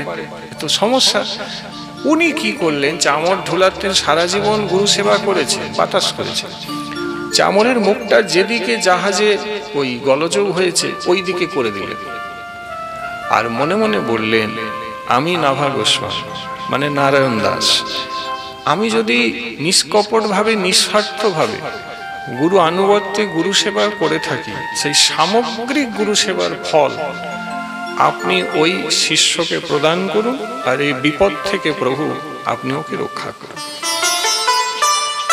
সত্যি সেবক ছিল, ভগবান রামচন্দ্র তার কথা রাখলেন, ঝড় থামলো অদ্ভুত ভাবে, জলজাহাজ স্থির হয়ে গেল, নাবিকের মনে উল্লাস, কেউ মরল না, তারা সুন্দরভাবে এপারে এসে নামল। যেই ও তার জীবন ফিরে পেল, আর প্রভুকে ডাকে নাই, কারণ আর বিপদ নাই, বোঝা গেল। আর এদিকে যেই ডাকে নাই, গুরু শরণ আর করে নাই, এবার গুরুর মনটি আবার তার কাছে ফিরে এসছে। অগ্রদাসজি অমনি কি করলেন? মালাটি প্রভুর অঙ্গে দিয়ে দিলে। কিন্তু এটা তো তুমি আমি এখন বুঝলাম, কিন্তু ওখানে কি হয়েছিল কেউ বুঝতে পারে। কিন্তু গুরুদেব বুঝেছে, মালা দিয়ে বাইরে বেরিয়ে এসে শিষ্যকে জড়িয়ে ধরবে। দেখুন কেমন শিষ্য হলে প্রভুর আলিঙ্গন পায়, একটু দয়া করে বুঝুন। গুরুদেব জড়িয়ে ধরলেন, অনেকক্ষণ জড়িয়ে ধরে কাঁদলেন, তার মাথায় হাত বুলিয়ে বহু আশীর্বাদ করলেন। অগ্রদাস যারা আজকে তিথি, আশীর্বাদ করে বললেন, দেখ তুই আমার নাভির কথা জেনে নিয়েছিস, মানে আমি কি কারণে মালা দিতে পারছিলাম না, আমি না বললেও তুই জেনে নিয়েছিস। এই জানাকে নাভির কথা জানা বলা, তাই আমি তোর আজ থেকে নাম দিলাম নাভাগস্বর। ওই দিনে নাম দিয়েছি নাভা, নাভির কথা জেনেছিস। মা যেমন জানে শিশুর মন, তুই জেনেছিস, তুই তোর নাম দিয়ে দিলাম নাভা। মুশকিল বাবা, এই চরিত্রগুলো কোষ্ঠী পাথরে ঘষা মাজা আমাদের মনোমন্দিরে হয় না। কেন? এই প্রসঙ্গগুলো পাঠের মধ্যে আমরা শুনি, কিন্তু রহস্য আছে, আস্বাদন আছে, রস আছে, শিক্ষা আছে, ভজন কথা আছে, সাধনের বিষয় আছে। শুনলে বুঝলে প্রচুর লাভ। আমি ভাবি যে আমার মনটি কখন, কিভাবে, কবে এই প্রকার গুরুচরণে হবে। এইসব প্রসঙ্গ বাবা শুনবেন, আশ্চর্য হয়ে যাবে, আশ্চর্য হয়ে যাবে। হরে কৃষ্ণ কৃষ্ণ কৃষ্ণ কৃষ্ণ হরে হরে, হরে রাম রাম রাম হরে হরে, হরে কৃষ্ণ কৃষ্ণ কৃষ্ণ হরে হরে, হরে রাম রাম রাম হরে হরে। তো আজকে তো বলিए श्री अग्रदास जी महाराज की জয়। बोलिए श्री श्री अग्रदास जी महाराजेर आविर्भाव तिथि की জয়। श्री श्री अग्रदेवाचार्य की জয়। जय जय श्री শ্রী রাধে শ্যাম। আজকে আর একজনেরও কিন্তু আবির্ভাব রয়েছে, এনার বিষয় আমরা জানি না। ভক্তমালিতে নারায়ণ দাস ওরফে নাভা গোস্বামীজি লিখছে, ইনি হচ্ছেন শ্রী শ্রী কেশবাচার্যজি মহারাজ। শ্রী শ্রী কেশবাচার্যজি মহারাজ বললে বুঝতে পারবে যে তোমার আমার কিন্তু এনাকে জানা কর্তব্য। কি করে একটু শুনে দেখো, বুঝতে পেরে যাবে। কেশবাচার্যজি আজকে তাঁরও কিন্তু আবির্ভাব, বিরাট বড় আচার্য হয়েছে। প্রসঙ্গ, ব্রজে গেলেন। ব্রজে আমাদের অনেক দেবালয় রয়েছে। ব্রজে আদিতে কৃষ্ণলীলার অবসানের পরে 4 দেবের পরিচয় পাওয়া যায়। 4ই দেব। কি কি? বৃন্দাবনে গোবিন্দ দেব, গোকুল মহাবনে বলদেব, যাকে এখন বর্তমানে দাউজি মহারাজ বলা, মথুরাতে কেশবদেব, আর গোবর্ধনে বলুন গোবর্ধনে না হরিদেব। তাহলে 4ই দেব ব্রজে আছেন। আবার বলি, মথুরায় কেশবদেব, গোবর্ধনে হরিদেব, বৃন্দাবনে গোবিন্দদেব, আর মহাবন গোকুলের কাছাকাছি বলদেব।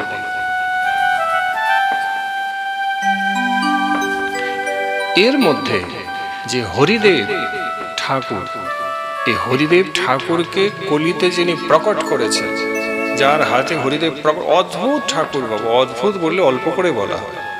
সেই প্রকট ঠাকুরকে যিনি করলেন, তিনি অন্য কেউ নন, তিনি হচ্ছেন বৈষ্ণব চূড়ামণি শ্রী শ্রী কেশবাচার্যজি মহারাজ। ইনি প্রকট করেছেন। তাই বললুম যে তোমার আমার এনাকে জানা কর্তব্য। কেশবাচার্যজি মহারাজ ইনি যেমন অগ্রদাসজি, রামানন্দী গোস্বামী পরম্পরায় ছিলেন, ইনি আবার বিষ্ণু স্বামী পরম্পরায় ছিলেন। এনার গুরুদেবের নাম ছিল শ্রী শ্রী জ্ঞানদেবজি মহারাজ। জ্ঞানদেব মানে জ্ঞানেশ্বরী ভাবতে যাচ্ছে। জ্ঞানদেবজি মহারাজ হয়েছেন বিষ্ণু স্বামী সম্প্রদায়ের বিশিষ্ট আচার্য। তার কাছে বৃন্দাবনে ইনি দীক্ষা নিয়েছিলেন, কেশবাচার্য, এবং কুলীন ব্রাহ্মণ বংশে নিয়ে অবতীর্ণ হয়েছে। এনার পিতার নাম ছিল শ্রী মোহন মিশ্রজি, পদবী মিশ্র। একদম মিশ্রটা জানতে হবে, মহাপ্রভুর পদবীও কিন্তু মিশ্র। এগুলো জেনে নাও। বাবার নাম ছিল মোহন মিশ্র এবং মায়ের নাম ছিল শ্রীমতী ভাগবতী দেবী। নামগুলো দেখুন কি সুন্দর। মায়ের নাম কি? ভাগবতী দেবী। ভাবা যায় আগেকার দিনে ভগবানের নামেই নাম হতো, সে ছেলের হোক আর মেয়ে। এখন আর এগুলো পাওয়া যায় না। এখন যে জেনারেশন আসছে আগামী দিনে, তো স্বপ্নের বাইরে চলে যাব। এখন নাম দেওয়ার একটা প্রতিযোগিতা চলে। কোথায় জানেন? এমন একটা নাম দেবো যেটা কারুর নেই। কিন্তু আগে ছিল প্রভুর নামে নাম দেব, ভগবানের নামে নাম হোক। এখন আর সেসব ঘুচে গিয়েছে। ভালো যা ছিল সব শেষের দিকে যাচ্ছি, খারাপ যা সব কিন্তু সামনের দিকে এসে গিয়েছে। আগে যেগুলো খারাপ ছিল আমাদের ভাবলেও গা শিউরে উঠত, এখন সেগুলো আপনার চোখের সামনে হয়ে যাচ্ছে, আর কারুর গাও শিউরে উঠে না, কষ্ট হয় না, কারণ ওগুলো আমরা মানিয়ে নিই। মানে এইটাই জীবন আমাদের।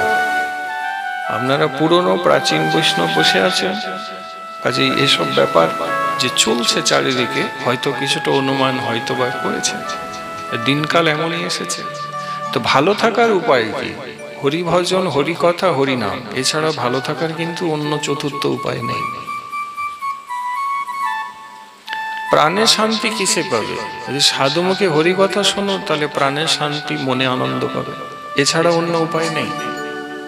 জিহ্বাকে জয় করার উপায় কি? যদি ভগবানের প্রসাদভোজী হতে পারো তাহলে তুমি জিহ্বাকে জয় করতে পারো। সকলের প্রিয় হবার উপায় কি? যদি জিহ্বায় হরিনাম করো তুমি সকলের প্রিয় হয়ে যাবে। সকলের কাছে সম্মান পাইবার উপায় কি? বললে যদি মাথায় শিকা আর গলায় তুলসীর মালা এবং কপালে তিলক সেবা থাকে তাহলে তুমি সকলের কাছে সম্মান পাবে। বলে কেন? বললে বৈষ্ণব হলে পরকে সম্মান দেওয়া হয়, আর পরকে সম্মান দিলে তুমি নিজে সম্মান পাবে। নিয়ম আছে, যা দিবে তাই ফেরতে। আমি যদি আপনাকে সম্মান করি তাহলে আপনি আমাকে সম্মানই করবেন। বৈষ্ণব সবাইকে সম্মান করে। তাই এই যে সাধনের পথগুলোকে যদি তুমি বেছে নিতে পারো, গ্রহণ করে নিতে পারো বাবা, তাহলে আপনি সুখী হবেন। শাস্ত্র কি বলছেন? আমরা মানুষ কি চাই? উত্তর দিলেন আমরা সুখ চাই, শান্তি চাই। আপনি লক্ষ্য করুন, টাকা হয়তো করেছি, ঘরবাড়ি করেছি, সব করেছি এই শরীরে, এই সংসারে, কিন্তু আজও সুখ শান্তি পাই না। পাওয়ার কারণ কি?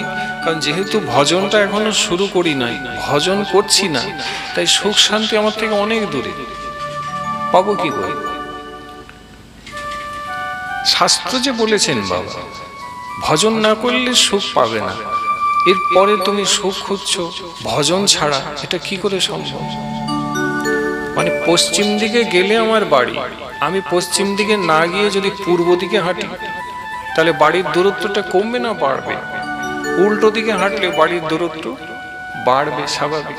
তাহলে সুখের অনুসন্ধান ভাগবতে, হরিকথায়, সাধুগুরু বৈষ্ণব তাদের চরণে রয়েছে। আমি যদি ওই মুখী না হয়ে বিপরীতমুখী হয়ে যাই তাহলে আমার ভাগ্যে কি সুখ আসবে? এখন যুবক যুবতী যারা, তারা যদি এটা না বুঝতে পারে তাহলে এখানে আর বলার কিছুই নেই। ভুল পথে হাঁটলে আপনি সুখটা পাবেন কি করে? হরিকথা আত্মার খাবার। দেহে দুইজন আছে মা, বুঝো, একটা দেহ একটা দেহি। দেহ যা দেখা যাচ্ছে, বেঠে কারো, কেউ লম্বা, কেউ ফর্সা, কেউ কালো, কেউ বুড়ো, কেউ কম বয়স, এটা দেহের আকৃতি। আর ভেতরে আছে দেহি। দেহি কে না? ভগবানের অংশ, মানে যাকে প্রাণ বলা হয়। এই দেহি কিন্তু সবার এক। আত্মা চিৎ বস্তু যেটা ভিতরে আমাদের রয়েছে, প্রাণ অনেক নামে। এই চিন্ময় বস্তুটি কিন্তু তোমার ভিতরে যা, আমার ভিতরেও তাই। এর কিন্তু ভেদ নেই। এই যে হরি কথা আপনি শুনছেন, এইটা কিন্তু আস্বাদন উনি করছেন। যেমন গঙ্গা জলে আপনি যদি দাঁড়ান, তো গঙ্গা পুজোটা কি দিয়ে করবেন? নিশ্চয়ই ট্যাপ কলের জলে করবেন না, কি দিয়ে করবেন? গঙ্গার জল। বৃন্দাজি পাতা রূপে রয়েছে তুলসী, তো তুলসী পত্র দিয়ে তুলসীর পুজো হবে। কি দিয়ে করবেন? ওর থেকে শ্রেষ্ঠ পত্র তো ত্রিভুবনে নাই। তো গঙ্গা জলের থেকে শ্রেষ্ঠ, যাতে গঙ্গা জলে গঙ্গা দিয়ে জল দিয়ে যেমন পুজো হয়, কেমন? তাই আত্মা যে ভিতরে দেহী রূপে রয়েছে, এর খাবার তার নিজেরই কথা হয়, অন্য কথা হয়। তাই হরির অংশ ভিতরে, হরি কথা তারই। এই হরি কথা যদি ভেতরে দাও, তাহলে ও খাবারটি খেতে পায়, তৃপ্ত হয়, সম্পৃক্ত হয় এবং তোমাকে কৃপা করে দেবে। গল্পটা সবাই বুঝে নি, দেহটা লাখ চেষ্টা করে নি, থাকবে না। থাকবে ভাই, শরীরটা থাকবে। 50 বছরের মধ্যে আমরা সবাই ছায়াছবি হয়ে যাবো, মানে ছবি, মারা যাব, ধরে নিয়ে মরে যাব। আমরা এসেছি কেন? মরতে এসেছি। হরিকথা শুনে তাহলে কি লাভ? বলে মরে আর আসতে হবে না, এই জন্য হরিকথা। এসে গিয়েছি, এখন তো কিছু করার নেই, হ্যাঁ কি না?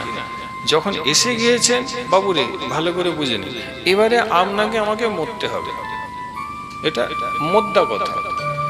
এবারে আপনি মনে করছেন আমি কর্ম করবেন, বাধ্য, আপনি করতে বাধ্য, করবেন, কিন্তু শেষ যে লক্ষ্যটা যেখানে আমাদের সবাইকে যেতে, সেটা হচ্ছে মৃত্যু। তাহলে এই হরি কথা করবে কি? হরি কি করছেন শুনুন। এই যে আত্মাকে খাবারটা হরি কথার উপরে দিলেন, উনি সম্পৃক্ত হচ্ছে, আনন্দ পাচ্ছেন, উনি কৃপা করবে, দেহটা রাখবেন শ্মশানে, দেহি বলবেন সেদিনে ওই সাধু সঙ্গে আমাকে শুনেছিলিস, আমি খুশি হয়েছি, কাজে তোকে আর অন্য কোনো দেহে আমি রাখবো, তোকে আমার নিত্যলীলায়, নিত্য সেবায় আমি সঙ্গে করে নিয়ে যাব। এই যদি বলেন কি হবে এসব শুনে, কি হবে এসব ভাগবত আয়োজন করে, কি দরকার ছিল এখানে 3 দিন হরি কথা করে? এই হচ্ছে দরকার। রোজের খাওয়া দাওয়া, রোজের ঘুম, রোজের গল্প, কেমন? রোজের কর্ম, রোজের রোজগার কিন্তু সবাই করছেন। মায়েরা রোজের রান্নাঘর সামলাচ্ছেন, বাবারা রোজের রোজগারের পথে এগোচ্ছেন। রোজের নয় কি বাবা? আপনি বাধ্য। তাহলে রোজের যদি কর্মটি করে, তো শাস্ত্র বলছেন রোজের একটু করে ধর্মটিও করতে হবে। আমরা বলুন তো রোজের ধর্ম করেন? প্রতিদিন হরি কথা সাধু সঙ্গে কি শোনেন? আমরা বলছি না, শোনেন না। তাহলে ধর্মটা রোজের করছেন না, কর্মটা রোজের করছেন নাকি রে বাবু? প্রত্যেক দিনের কর্ম করছে। কর্ম করার অর্থ একটাই, বুঝতে পেরেছেন তো? টাকা, টাকা। সোজা কথা সোজা বলে দিলে ভালো। টাকার জন্য কর্ম করতে বাধ্য হয়েছে। টাকা যে সঙ্গে যাবে না, যাবে পরমার্থ, সেটা রোজে সংগ্রহ করি না। যারা বৈষ্ণব হয়েছে, যারা দীক্ষা নিয়েছে, যারা লক্ষ্যটা ঠিক স্থির করে নিয়েছে, ওরা রোজের ধর্মটা বেশি করে, রোজের কর্মটাতে ফাঁকি দিয়ে দেয়। এই যারা কর্মই ফাঁকি দিয়ে ধর্মটা বাড়িয়েছে, তাদের ভাগ্যেই রাধারানীর চরণে এই জগনে যাওয়া হবে। আর যদি না করো, তাহলে আবার কিন্তু আসতে হবে। যেদিকে যার ওজন বেশি, সেটাই কিন্তু থাকবে। কর্ম বেশি, তাহলে আবার আসতে হবে। ধর্ম বেশি, তাহলে ধর্ম নিয়ে গোবিন্দ চরণে যাওয়া হবে। আমাকে বলে আপনি প্রতিদিনই পাঠ করেন? আমি বললাম হ্যাঁ, পাঠ চলতে থাকে, আপনার ক্লান্তি হয় না? বললাম না। কেন? আমি বললাম পাঠটা তো কর্ম নয়, পাঠটা তো ধর্ম। কর্ম হলে নিশ্চয়ই পরিশ্রম মনে হবে, পরিশ্রম মনে হয় না। ভজন তো আরাম, ভজনই তো বিশ্রাম। যাই হোক মা, ফিরে যাই আরেকটু। কি না, কেশবাচার্যজি আজকে কিন্তু তারও তিথি, হরিদেবজিকে প্রকট করেছেন। কোথায় দর্শন করতে পারবে? গোবর্ধনে। কোথায় বাবা? কোথায় সেটুকু বলে দিই। ব্রজে গেলে, হ্যাঁ মা গো, ব্রজে তোমরা সব ব্রজের যাত্রী। কেন? কি করে বলে আমরা ব্রজের যাত্রী? যারা হরিকে গৌরকে শুনতে বসে, তারা আর যাই হোক নবদ্বীপের দিকে যাবেন, তারা দীঘায় যাবেন না, তারা ব্রজের দিকে যাবেন, তারা দার্জিলিং যাবেন। হরিকথা শুনতে বসেছেন, তাহলে আপনি ব্রজের যাত্রী। তাই যখন ব্রজে যাবে, গিয়েছ অথবা যাবে, নোট করে দাও। গোবর্ধন পরিক্রমা করতে গিয়ে মানসী গঙ্গা, মানসী গঙ্গা, মানসী গঙ্গা ছাড়িয়ে, বুঝতে পারছি বাবু, এরা অনেকবার দর্শন করেছে, দেখে করি। মানসী গঙ্গা কিছু এগিয়ে গিয়ে, মানসী গঙ্গা যেইখান থেকে ফুরিয়ে গিয়েছে ওই দিক দিয়ে ডান দিক ঢুকে গিয়ে একটু বাঁ দিকে গেলেই কি দেখতে পাবে? বিরাট লাল পাথরের বিরাট মন্দির, যে মন্দিরের ভিতরে বিরাজ করছেন এইভাবে কে? হরিদেব ভগবান। কৃষ্ণের লীলার সমাপ্তির সাথে সাথে শাস্ত্রে লেখা আছে, কোন শাস্ত্রে? কৃষ্ণ জামল তন্ত্র শাস্ত্র। কৃষ্ণ লীলার সমাপনের সাথে সাথে সকল ব্রজলীলার বিষয়বস্তুটিও কিন্তু আড়ালে চলে গিয়েছে, যোগমায়া সব লুকিয়ে দিয়েছে, কালের প্রভাব। কেমন? ঠিক ওই সময় ঠাকুরটা কি করে হলেন পরিচয় দিয়েছে। ঠিক ওই সময় তোমরা জানো ভগবান শ্রীকৃষ্ণের পুত্রের নাম প্রদ্যুম্ন, প্রদ্যুম্নের ছেলের নাম ছিল অনিরুদ্ধ, অনিরুদ্ধ যাকে বিয়ে করেছেন তিনি হচ্ছেন উষা, এই উষার ছেলের নাম ছিল বজ্রনাভ।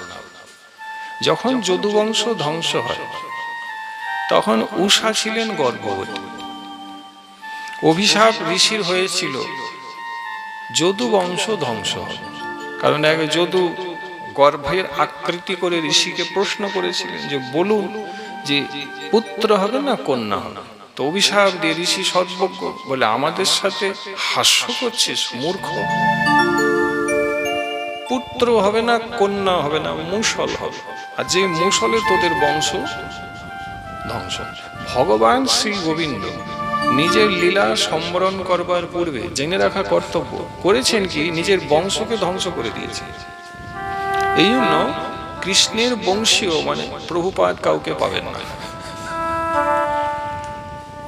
না হলে যদি রেখে দিতেন তাহলে ভগবানের বংশোদ্ভব আজকে প্রভুপাদ পাওয়া যেত। আমাদের ভাগ্যে ভগবান গোবিন্দের বংশোদ্ভব কোনো বংশধর নেই। কেন নেই? কারণ এই বংশকেই রাখে। এই প্রকার নীলাচলে জগন্নাথেরও কোনো বংশধর নেই। কেন নেই?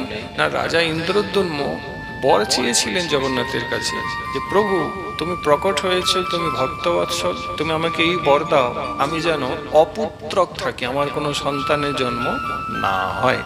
এই জন্য জগন্নাথেরও ইন্দ্রদ্যুম্নের পরিবার থেকে কোনো বংশের উৎপত্তি নাই। মহাপ্রভু কৃপা করেছেন, নিত্যানন্দ বংশীয় আছেন, অনেক অনেক প্রভু বংশীয় আছেন যারা আমাদেরকে কলিযুগে কৃপা করে পরিবার পরিবার ধরে বংশীয় পরম্পরাতে ভজন সাধন শিক্ষা দিচ্ছে। যাই হোক, তো উষার গর্ভে বজ্রনাভ ছিলেন।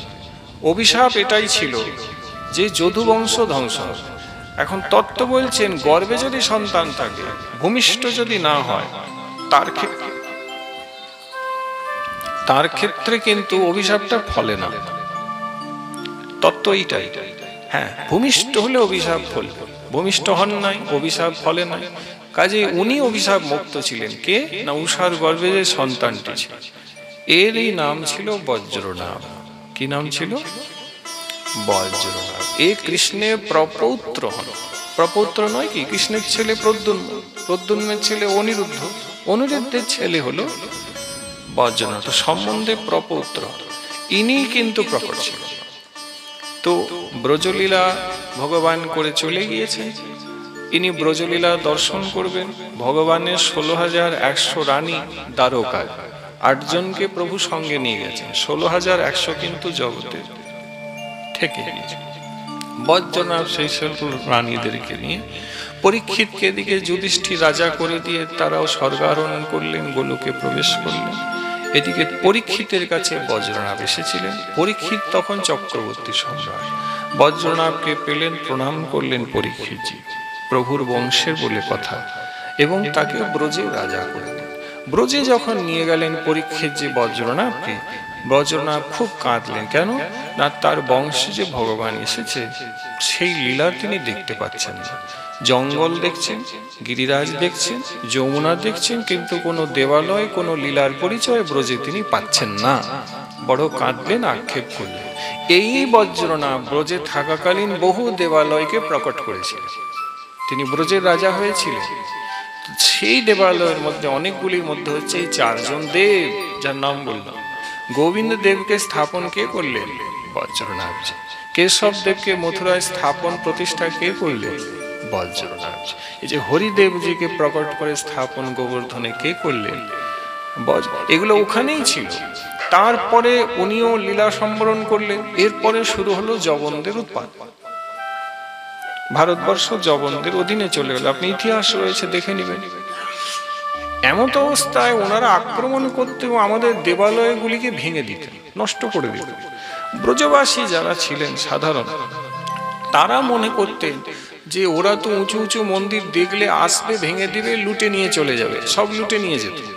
ওনারা করতেন কি, আর যাই হোক ঠাকুর বিগ্রহকে রক্ষা করবেন, তার জন্য ঠাকুরকে মন্দির থেকে বার করে কখনো কোনো গর্তে মাটি চাপা দিয়ে, কোনো কুণ্ডের জলে, বুঝলেন, কোনো ওই ঘাসফুসের ভিতরে, খড়ের ভিতরে ইত্যাদি ইত্যাদি ভাবে করতেন কি ঠাকুরকে রক্ষা করতেন। ব্রজবাসীরা মনে করতেন দেবালয় ভেঙে দিই, অন্য কোনোভাবে সেটা নির্মাণ হয়ে যাবে, কিন্তু ঠাকুর যেন নষ্ট না করে আমরা ঠাকুরকে লুকিয়ে দিই। তো অনেক ঠাকুর যা ছিল প্রকট করেছিলেন বজ্রনাভ আদি, সেগুলি সব ওই অন্তরালে লুকানো হয়েছে এইভাবে। তো এই যে মোহন মিশ্র এবং শ্রী ভাগবতী দেবী, এরা কুলীন ব্রাহ্মণ ছিলেন বাবা। এই বংশে যখন পিতামাতার বয়স 50 ঊর্ধ্ব, এরা সন্তানের আশা ছেড়ে দিয়েছে, তখন এই পুত্ররূপে এরা কেশবকে প্রাপ্ত হল। সেও এক রহস্য। আশ্চর্য এই যে মোহন মিশ্রজি ঘরে নিত্য নিয়মিত ভাগবত পাঠ করতেন। পরম বৈষ্ণব ছিলেন পিতামাতা। মা ভাগবত শুনতেন। একদিন ভাগবত পাঠ করছেন, বয়স 50-এর ঊর্ধ্ব, পুত্রের কামনা প্রত্যাশা তারা রাখেন না, মনেও আসে না, কিন্তু সেদিনে পাঠ প্রসঙ্গ আস্বাদন করছিলেন মোহন মিশ্রজি। কোন প্রসঙ্গ? না, ওই বলিকে কৃপা করতে, ছলতে আমরা বলবো না, কৃপা করতে এসেছিলেন। না, বামন ভগবান অবতীর্ণ হবেন, এর জন্য কশ্যপ ঋষি অদিতিকে, যখন অদিতি স্ত্রী হন, কশ্যপজি প্রণাম করে খুব স্বামীর সেবা করেছিলেন। প্রসন্ন হয়ে কশ্যপ মহারাজ বলেছিলেন, দেবী তোমার সেবায় আমি প্রসন্ন। উনি পাঠ করছেন, আমি নয়।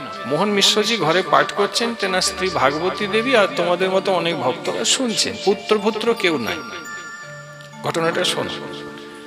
তো উনি পাঠে বললেন, ভাগবতে আছে যে কশ্যপজি বললেন অদিতিকে, শোনো, আমি প্রসন্ন তোমার সেবায়, আমি তোমাকে বর দিচ্ছি যে তুমি পয়ব্রত বা ব্রতটি করো। এই ব্রতটি যদি তুমি করতে পারো নিয়ম মোতাবিক, তাহলে তুমি ভগবানকেই পুত্ররূপে লাভ করো। আছে না ভাগবত পয়ব্রত। ফাল্গুনী প্রতিপদ তিথি থেকে ফাল্গুনী শুক্লপক্ষের একাদশী অর্থাৎ 11 দিন পর্যন্ত কেবল দুগ্ধপান এবং কিছু নিয়ম শাস্ত্রের সদাচার কুটিনাটি মেনে যদি কেউ গুরু আদেশ মতন এই ব্রতটি করেন, তাহলে কিন্তু মা তার ভাগ্যে ভগবানের সাদৃশ্য পুত্র সন্তান লাভ হয়ে যাবে। কিন্তু নিয়ম অনেক আছে, ওটা গুরুদেব জানে। এসব ছিল, এখন আর এসব কেউ করে না। আরো আছে পুংসবন ব্রত, পাশাপাশি ভাগবতে আছে পুংসবন ব্রত। ওটা করলেও অনেক কিছু পাওয়া যায়।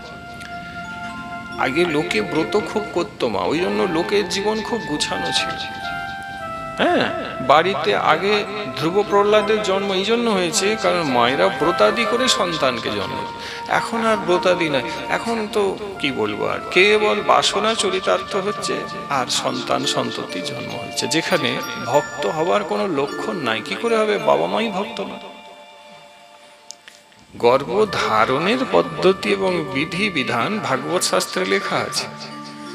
কেমন করে মাতা গর্ভধারণ করবে ভাগবতে লেখা আছে। সেই প্রকারে ধারণ করলে তবে সন্তান ভক্ত হবে। অপরাধ নেবেন না। কোনো মা চাইবেন না যে তার ছেলে বড় হয়ে বিড়ি খাক, সিগারেট খাক, মদ্যপান করুক, রকে আড্ডা দিক, কুকথা, খারাপ কথা, আজে বাজে কথা বলুক। চাইবে কি? কিন্তু হচ্ছে না, হচ্ছে নি ইদানিং বলুক।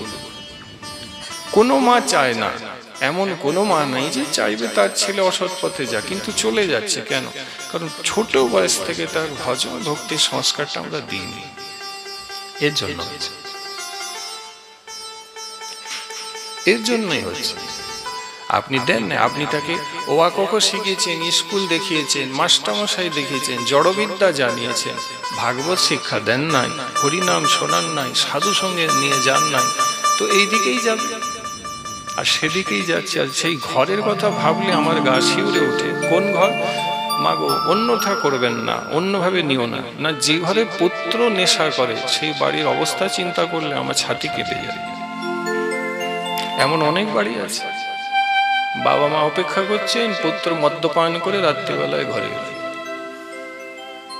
নেশা করে এসে গেল। বহু বাড়ি আছে। বাবা মায়ের যে কি কষ্ট সেটা যারা বাবা মা তারাই জানে, সে পুত্রও জানে না। কত কি হচ্ছে, কারণ কি?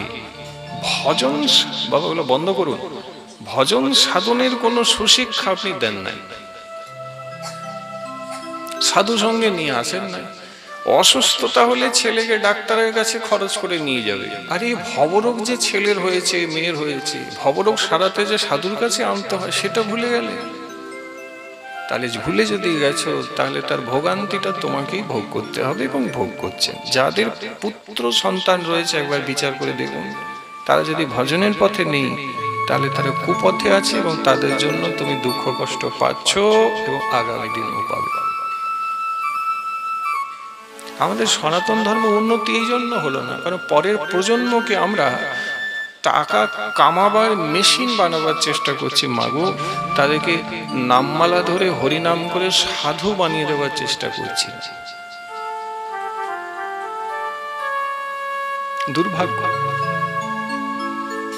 তাই যারা বাবা মা হিসেবে এখানে উপস্থিত রয়েছে, নিজের সন্তান পরিবারে আজ যারা রয়েছে তাদেরকে ভজনের পথে সুশিক্ষিত করো, এতে তোমার আখরে লাভ, প্রচুর লাভ।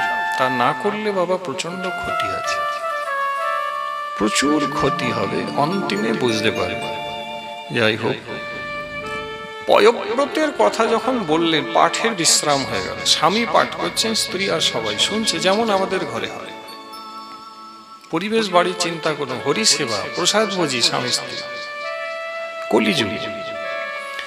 স্ত্রী সেদিন রাত্রিবেলায় স্বামীকে বললেন, আমার মনে প্রথম আজ হলো যে আমার তো সন্তান নেই, আর তুমি পাঠে বললে যে এইরকম কশ্যপজি বললেন তার স্ত্রীকে যে পয়ব্রত করলে ভগবানকে পুত্ররূপে পাওয়া যায়, তাহলে তুমি আমাকে এটা একটু শিখিয়ে দাও, আমি একটি পুত্র সন্তান চাই।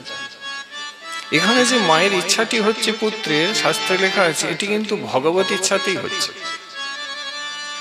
এইটি বুঝতে। তো স্বামী হেসে বললেন, বাহ দেবী, পয়ব্রত ব্রত করতে চাও, ওই যে বললাম যে ফাল্গুন ওই প্রতিপদ তিথি থেকে একাদশী পর্যন্ত এটা করতে তিথি আছে বাবা, যখন তখন এটা করা যাবে না, এগুলো শিখে গুরুদেব থাকলে যাবি যাবেন, নাহলে উল্টো পাল্টা করলে বিপদ হয়ে যাবে। হ্যাঁ, আগুন নিয়ে খেলা হয়ে যাবে। জেনে নিয়ে ঠিক ঠিক করবেন, ফল পাবে, নাহলে উল্টো ফল দিবে। তাহলে এখন তো সময় আসছে, তো ফাল্গুনে তো করতে পারো, প্রেম সে বলিয়ে নির্ঘাত ফল দিবে। যাই হোক, স্বামী বুঝিয়ে দিলেন, দেবী এই এই নিয়ম, এই এইভাবে করতে হয়, তুমি করবে বললে আমি করব। বিচার করুন, যে পয়ব্রত করে অদিতি মাতা বামনকে পুত্ররূপে পেয়েছে, তাই না? সেই ব্রত আজকে ভাগবতী দেবী করলেন, এবং তিনি যথাসময় যে পুত্রকে, ভগবানের সাদৃশ্য পুত্রকে পেলেন। কেশব ব্রত করেছিলেন, এবং কেশব ব্রত পয়ব্রত এই করে সন্তানকে যখন পেলেন, তো বললেন অন্য কেউ নয়, ভগবানকেই পেয়েছি এই বয়সে, নাম দিয়ে দিলেন কেশবজি মহারাজ। বলিয়ে কেশবজি মহারাজ কি জয়, বলিয়ে কেশবজি মহারাজ কি জয়, বলিয়ে কেশবজি মহারাজ কি জয়। উলুধ্বনি দাও দিদি।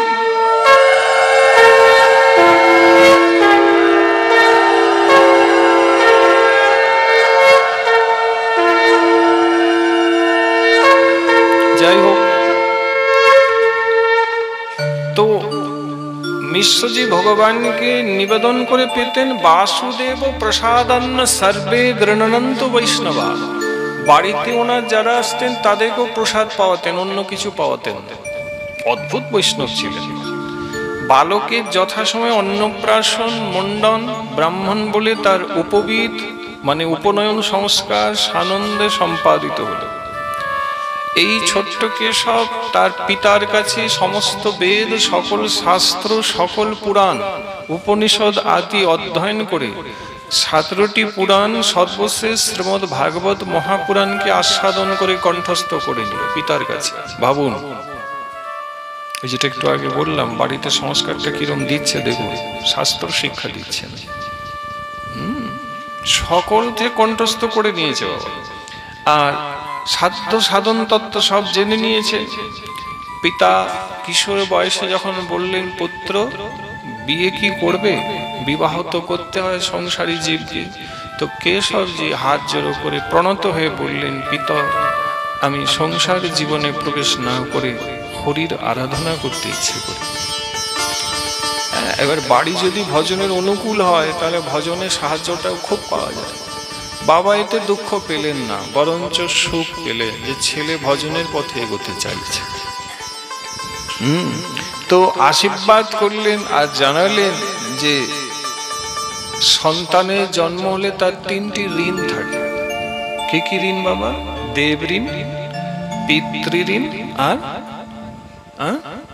আর এই যে প্রকৃতি আছে না, এই প্রকৃতির কাছে এই প্রকৃতি শস্য ফসল আদি দেয়, জল দেয়, এগুলি যে বাতাস আদি, এগুলি প্রকৃতির ঋণ যেগুলো আমাদের কাছে।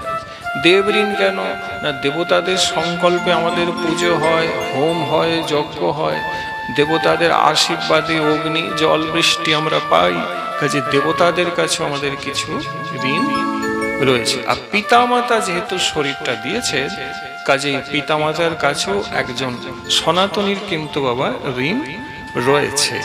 পিতা বললেন, তুমি ভজন করবে যদি, তো এই ঋণ যে 3টি রয়েছে শোধ করবে কি করে? আসলে পিতা পরীক্ষা করে দেখছে শাস্ত্র শিক্ষা ঠিক হয়েছে কি না।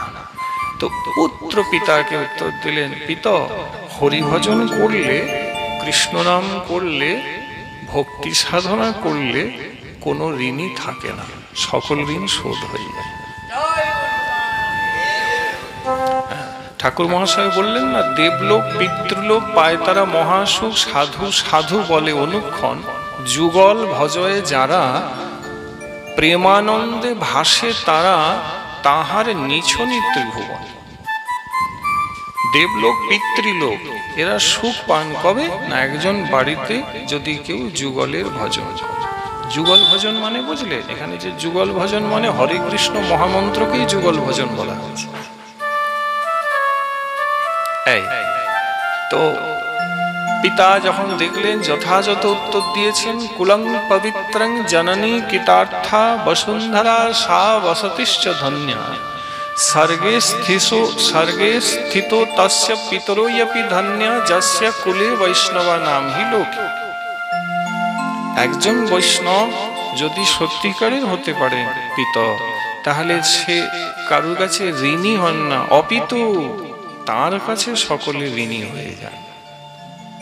পিতা অতি প্রসন্ন হলেন, বাস্তব শাস্ত্র শিক্ষা তুমি লাভ করেছ, আমি তো পরীক্ষা করে দেখছিলাম যে তুমি কি বলো।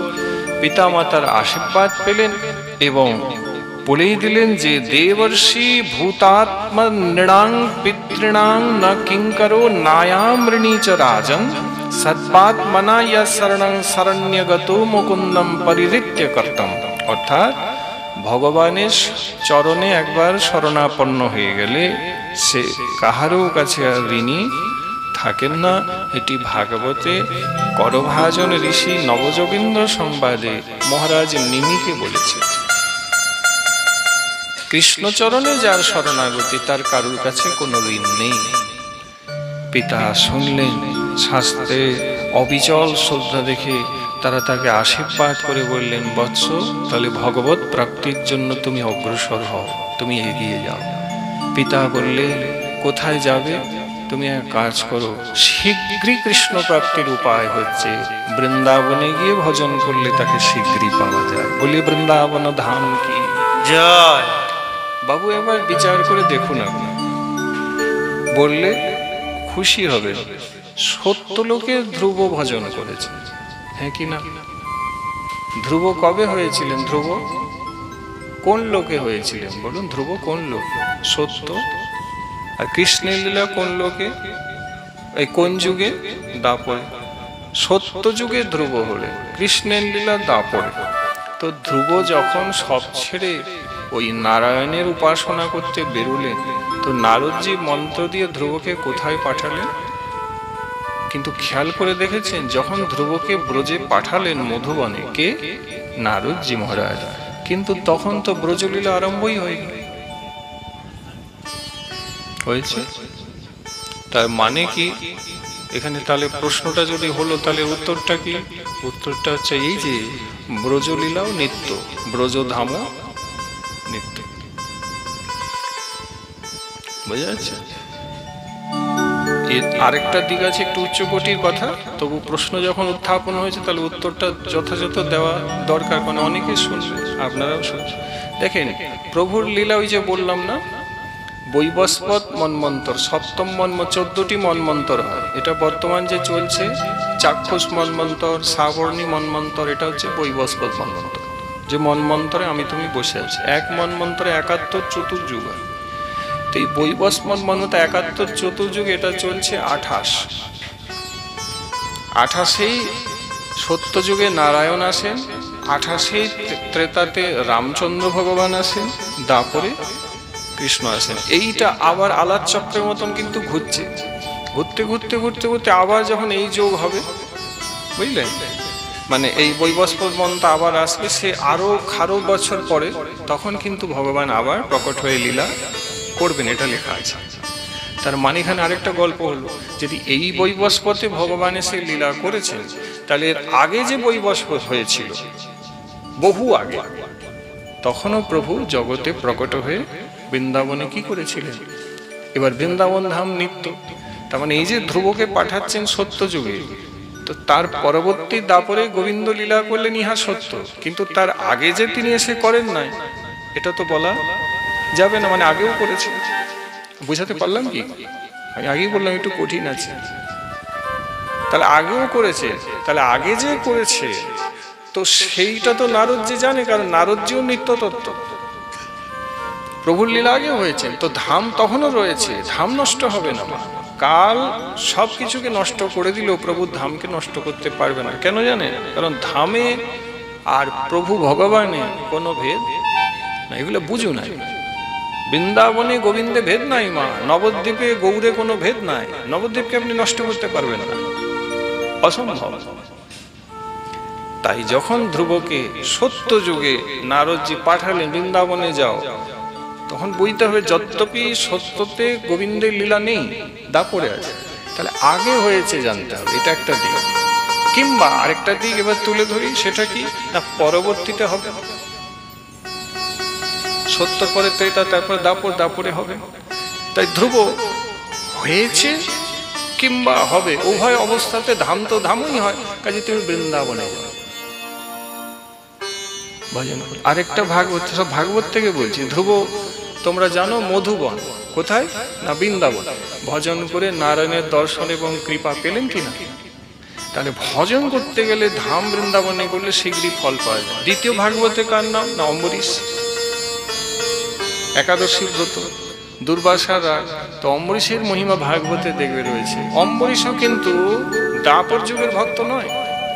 কোন যুগে? অম্বরীশজি কোন যুগের ভক্ত? সত্য যুগের অন্তিম পর্যায়ে, ত্রেতা যুগে বলা আরম্ভ। ইনি প্রভু রামচন্দ্রের পূর্ববংশী হয়েছেন, মানে প্রভু রামচন্দ্র আগে যিনি হয়েছেন সূর্য বংশের, তিনি হচ্ছেন মহারাজ অম্বরীশ। তাহলে দেখুন, ইনিও কিন্তু গোবিন্দের লীলার আগে হয়েছেন। কে? মহারাজ। কিন্তু লক্ষ্য ভাগবতে আছে, ইনি 1 বছর দ্বাদশী বিশিষ্ট একাদশী ব্রত তাঁর গুরুদেব নারদজির উপদেশে বৃন্দাবনে সস্ত্রীক পালন করেছে। সস্ত্রীক। তাহলে ইনিও যখন ব্রজে ভজনটি একাদশীর করছিলেন বাবা, তখন কিন্তু ব্রজলীলা গোবিন্দের আরম্ভ হয়নি। এগুলো একটু দয়া করে বুঝুন। তাহলে ধাম কি বস্তু দেখুন, এনারা আমাদেরকে দেখালেন যে ধামের জন্য যেতে হয়। ধামে গিয়ে ভজন অল্প পরিমাণ করলে ভগবানের কৃপাটা অনেক বেশি পরিমাণে পাওয়া যায়। এবং 12 মাসে কাপড় দোকানে জিনিসের দাম একই থাকলে চৈত্র মাসে কাপড়ের দোকানে জিনিস মানে কাপড়ের দামটা একটু কম থাকে। চৈত্র মানেই বলা হয় সেল, নাকি বাবা? এটা বুঝাবার জন্য বলছি। 11 মাসে ও দাম কমাবে না, কিন্তু চৈত্র বলা আছে আসুন কম দামে নিয়ে যাবে। এই প্রকার আমাদের ভজনের 11টার জায়গায় অনেক ভজলে একটু পাবে, কিন্তু বৃন্দাবন চৈত্র মাসের মতো একটু গিয়ে ভজলে অনেক বেশি পাবে। ওখানে ভজন একটু করলে অনেক বেশি পাওয়া যায়, মানে ছাড় আছে। এই জন্য বৎসরে একবার আমার এটা প্রথম থেকে সিদ্ধান্ত যে ধামে যেতে হবে। হ্যাঁ, কোথাও ধরুন ভজন দুর্বল ক্ষীণ হয়ে গেল বা কিছু অন্য ব্যাপার, ব্রজে গেলে কি হয়, সে ভজনটা অনেক গুণে বাড়িয়ে যায়। এটা মহাপ্রভু বলেছে, মহাপ্রভু বলেছে 5টি ভজন মহাপ্রভু দেখিয়েছে। সাধু সঙ্গ আচ্ছা, বৈষ্ণব সেবা, ভাগবত শ্রবণ, মথুরাবাস, শ্রদ্ধায় শ্রীমূর্তির অর্চন, সকল সাধন শ্রেষ্ঠ এই পঞ্চ অঙ্গ, এই 5-এর অল্প সঙ্গে জন্মায় কৃষ্ণে প্রেম তরঙ্গ চরিতাম। এই যে মথুরাবাসটা বললে, এইটা মহাপ্রভু ধামবাস বলেছে। নবদ্বীপ, নীলাচল, বৃন্দাবনে ধামে বাস করতে হলে, বাস কাকে বলে? রাত্রি থাকলে বাস হয়, দিনে থাকলে বৈকালে বেরিয়ে এলে ওটা কিন্তু ধামবাস নয়। এনি হাও যে কোনো অবস্থায় রাত্রে থেকে গেলে ধামবাস হয়। তুমি সকালে থাকলে না, তুমি রাত্রে ঘুমিয়ে পড়লে, ভালো করে শুনুন, এগুলো আর হয়তো শুনতে পাবেন না, একে ধামবাস বলা। আর সারাদিন থাকলেন বাবা, শাস্ত্রে লেখা, কিন্তু রাত্রে বেরিয়ে গেলেন, তাহলে ধামবাস বলা। ওটা যাতায়াত হয়, আমি গেছিলাম, আমি এলাম, ধামবাসে পড়ে না, রাত্রিটা পড়ে যাবে। তার মানে কি দাঁড়ালো? আমি ধামে গেলে ব্রজে যাই, যাই না বলবো না, যাই। তো ব্রজে রাত্রে আমি আর কি করি? আমি ঘুমিয়ে পড়ি। এরাও দেখলাম ঘুমিয়ে পড়ি। তার মানে যে ঘুমিয়ে আছে ওইটাকে রাধারানী ধামবাস হিসাবে নিয়ে নিলেন। সারাদিন মালা জপ করলে ওটা নিলেন না কেন? রাধারানীকে প্রশ্ন করা হলো, শুয়ে আছে রাত্রিবেলা, ওটাকে ধামবাস হিসাবে নিচ্ছেন কেন? বলে তোরা দেখছিস শুয়ে আছে, আমি কি দেখছি জানিস? ও লম্বা হয়ে আমার গোবিন্দকে দণ্ডবোধ করছে।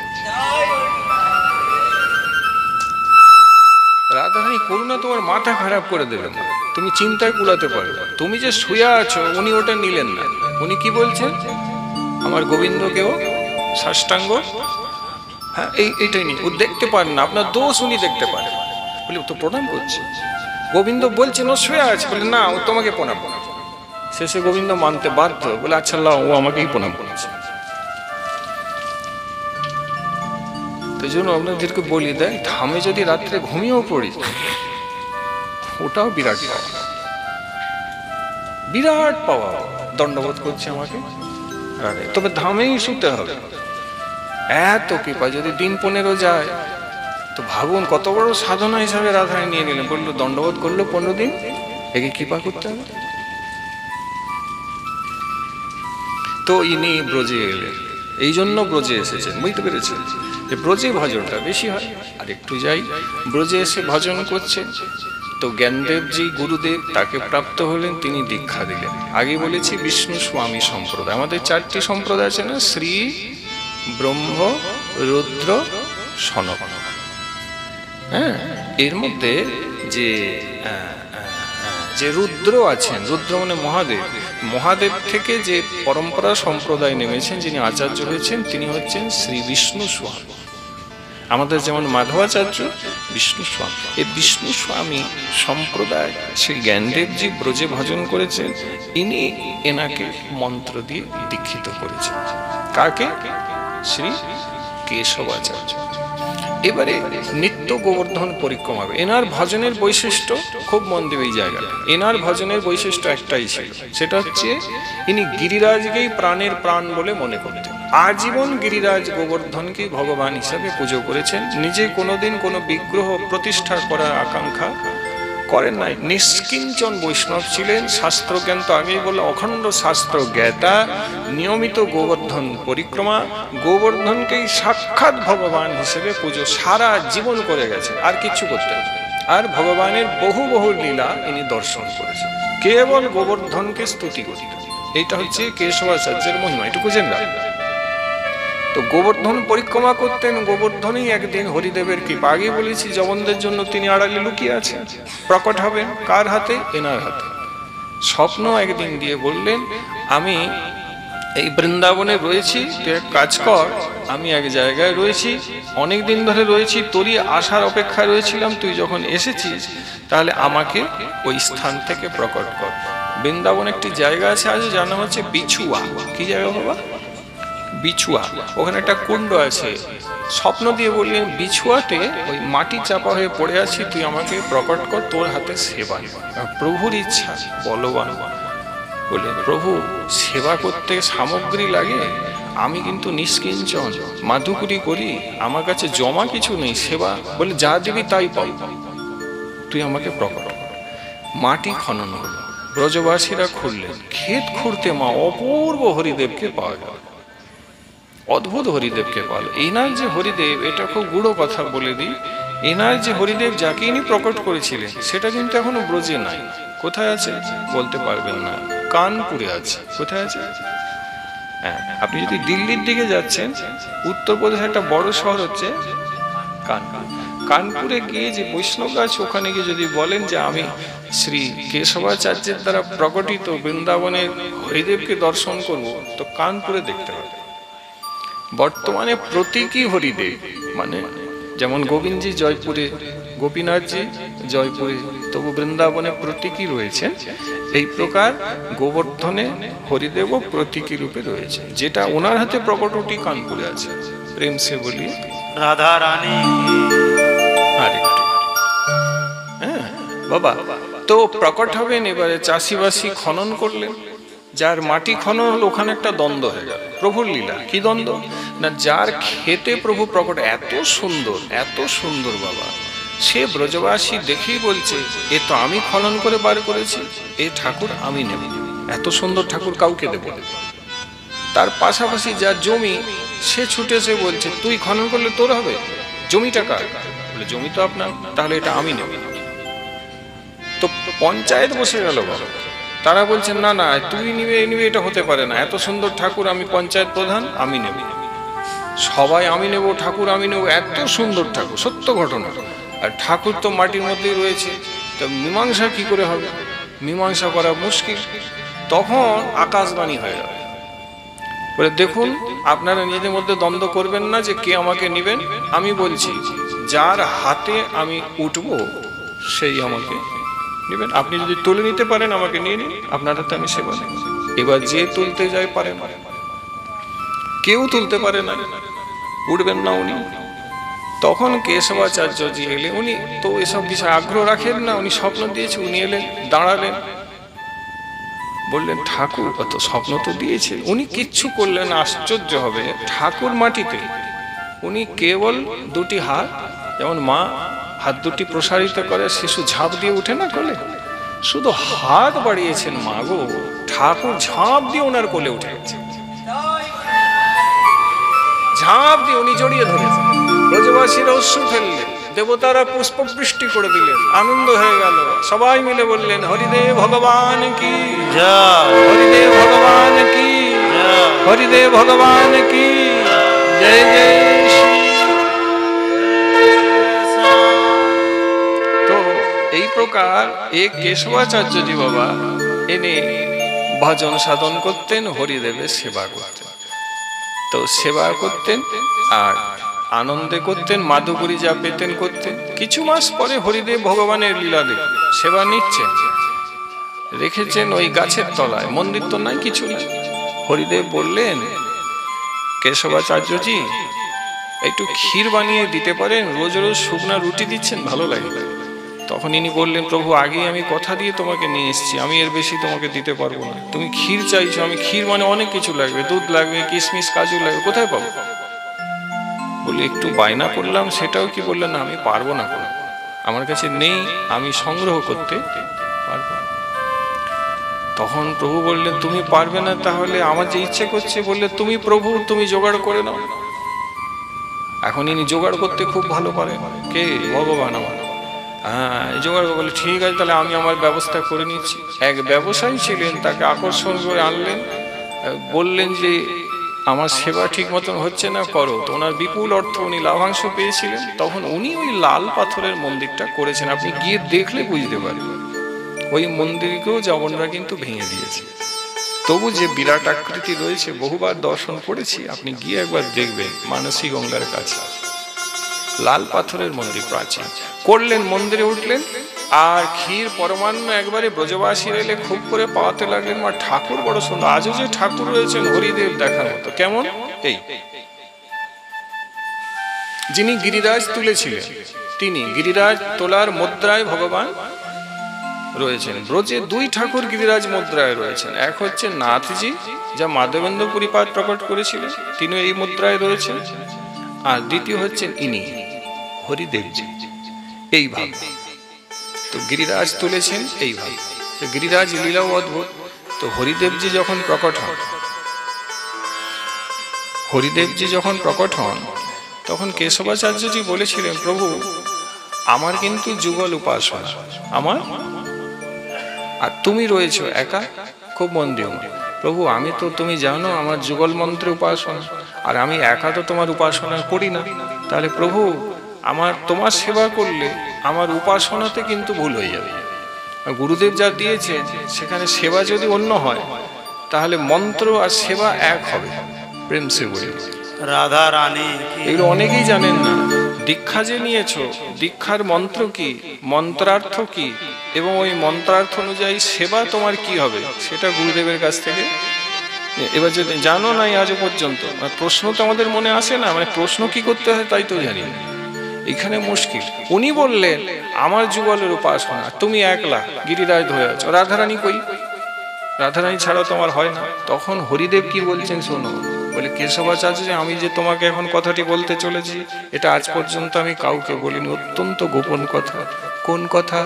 বলে শোনো, আমি যে এইভাবে রয়েছি, আমি কি একা রয়েছি? আমার সঙ্গে আমার অন্তরে শ্রীমতী রাধারানী। বলে কি করে প্রভু তুমি এইভাবে রয়েছে, তোমার সঙ্গে রাধারানী রয়েছে? বলে হ্যাঁ, এ বড় গোপন কথা। যখন গিরিরাজ তুলেছিলাম না, হ্যাঁ, তো আমি তুলে দাঁড়িয়ে আছি, গোপীরা আমাকে ঘিরেছে, কারণ 7 দিন তুলেছি, গোপীরা ঘিরেছে। ললিতা আমার কাছে এসে বলল, শোনো তুমি গিরিরাজ তুলো নাই, আমাদের শ্রীমতী রাধারানী গিরিরাজ তুলে আছে। তখন আমি বললাম কি মুশকিল রে ভাই, আমি সশরীরে তুলে দাঁড়িয়ে আছি, আমি তুলি নাই, তোদের রাধারানী তুলে আছে, আর আমি তো তুলে দাঁড়িয়ে আছি। বল তুমি কি করে তুললে? তাহলে আমার কটা প্রশ্নের উত্তর দাও। বলে বলো। ললিতা বলছেন, কৃষ্ণ তুমি আর আমাদের রাধারানী এক না আলাদা? বললেন না, এক তো বটেই।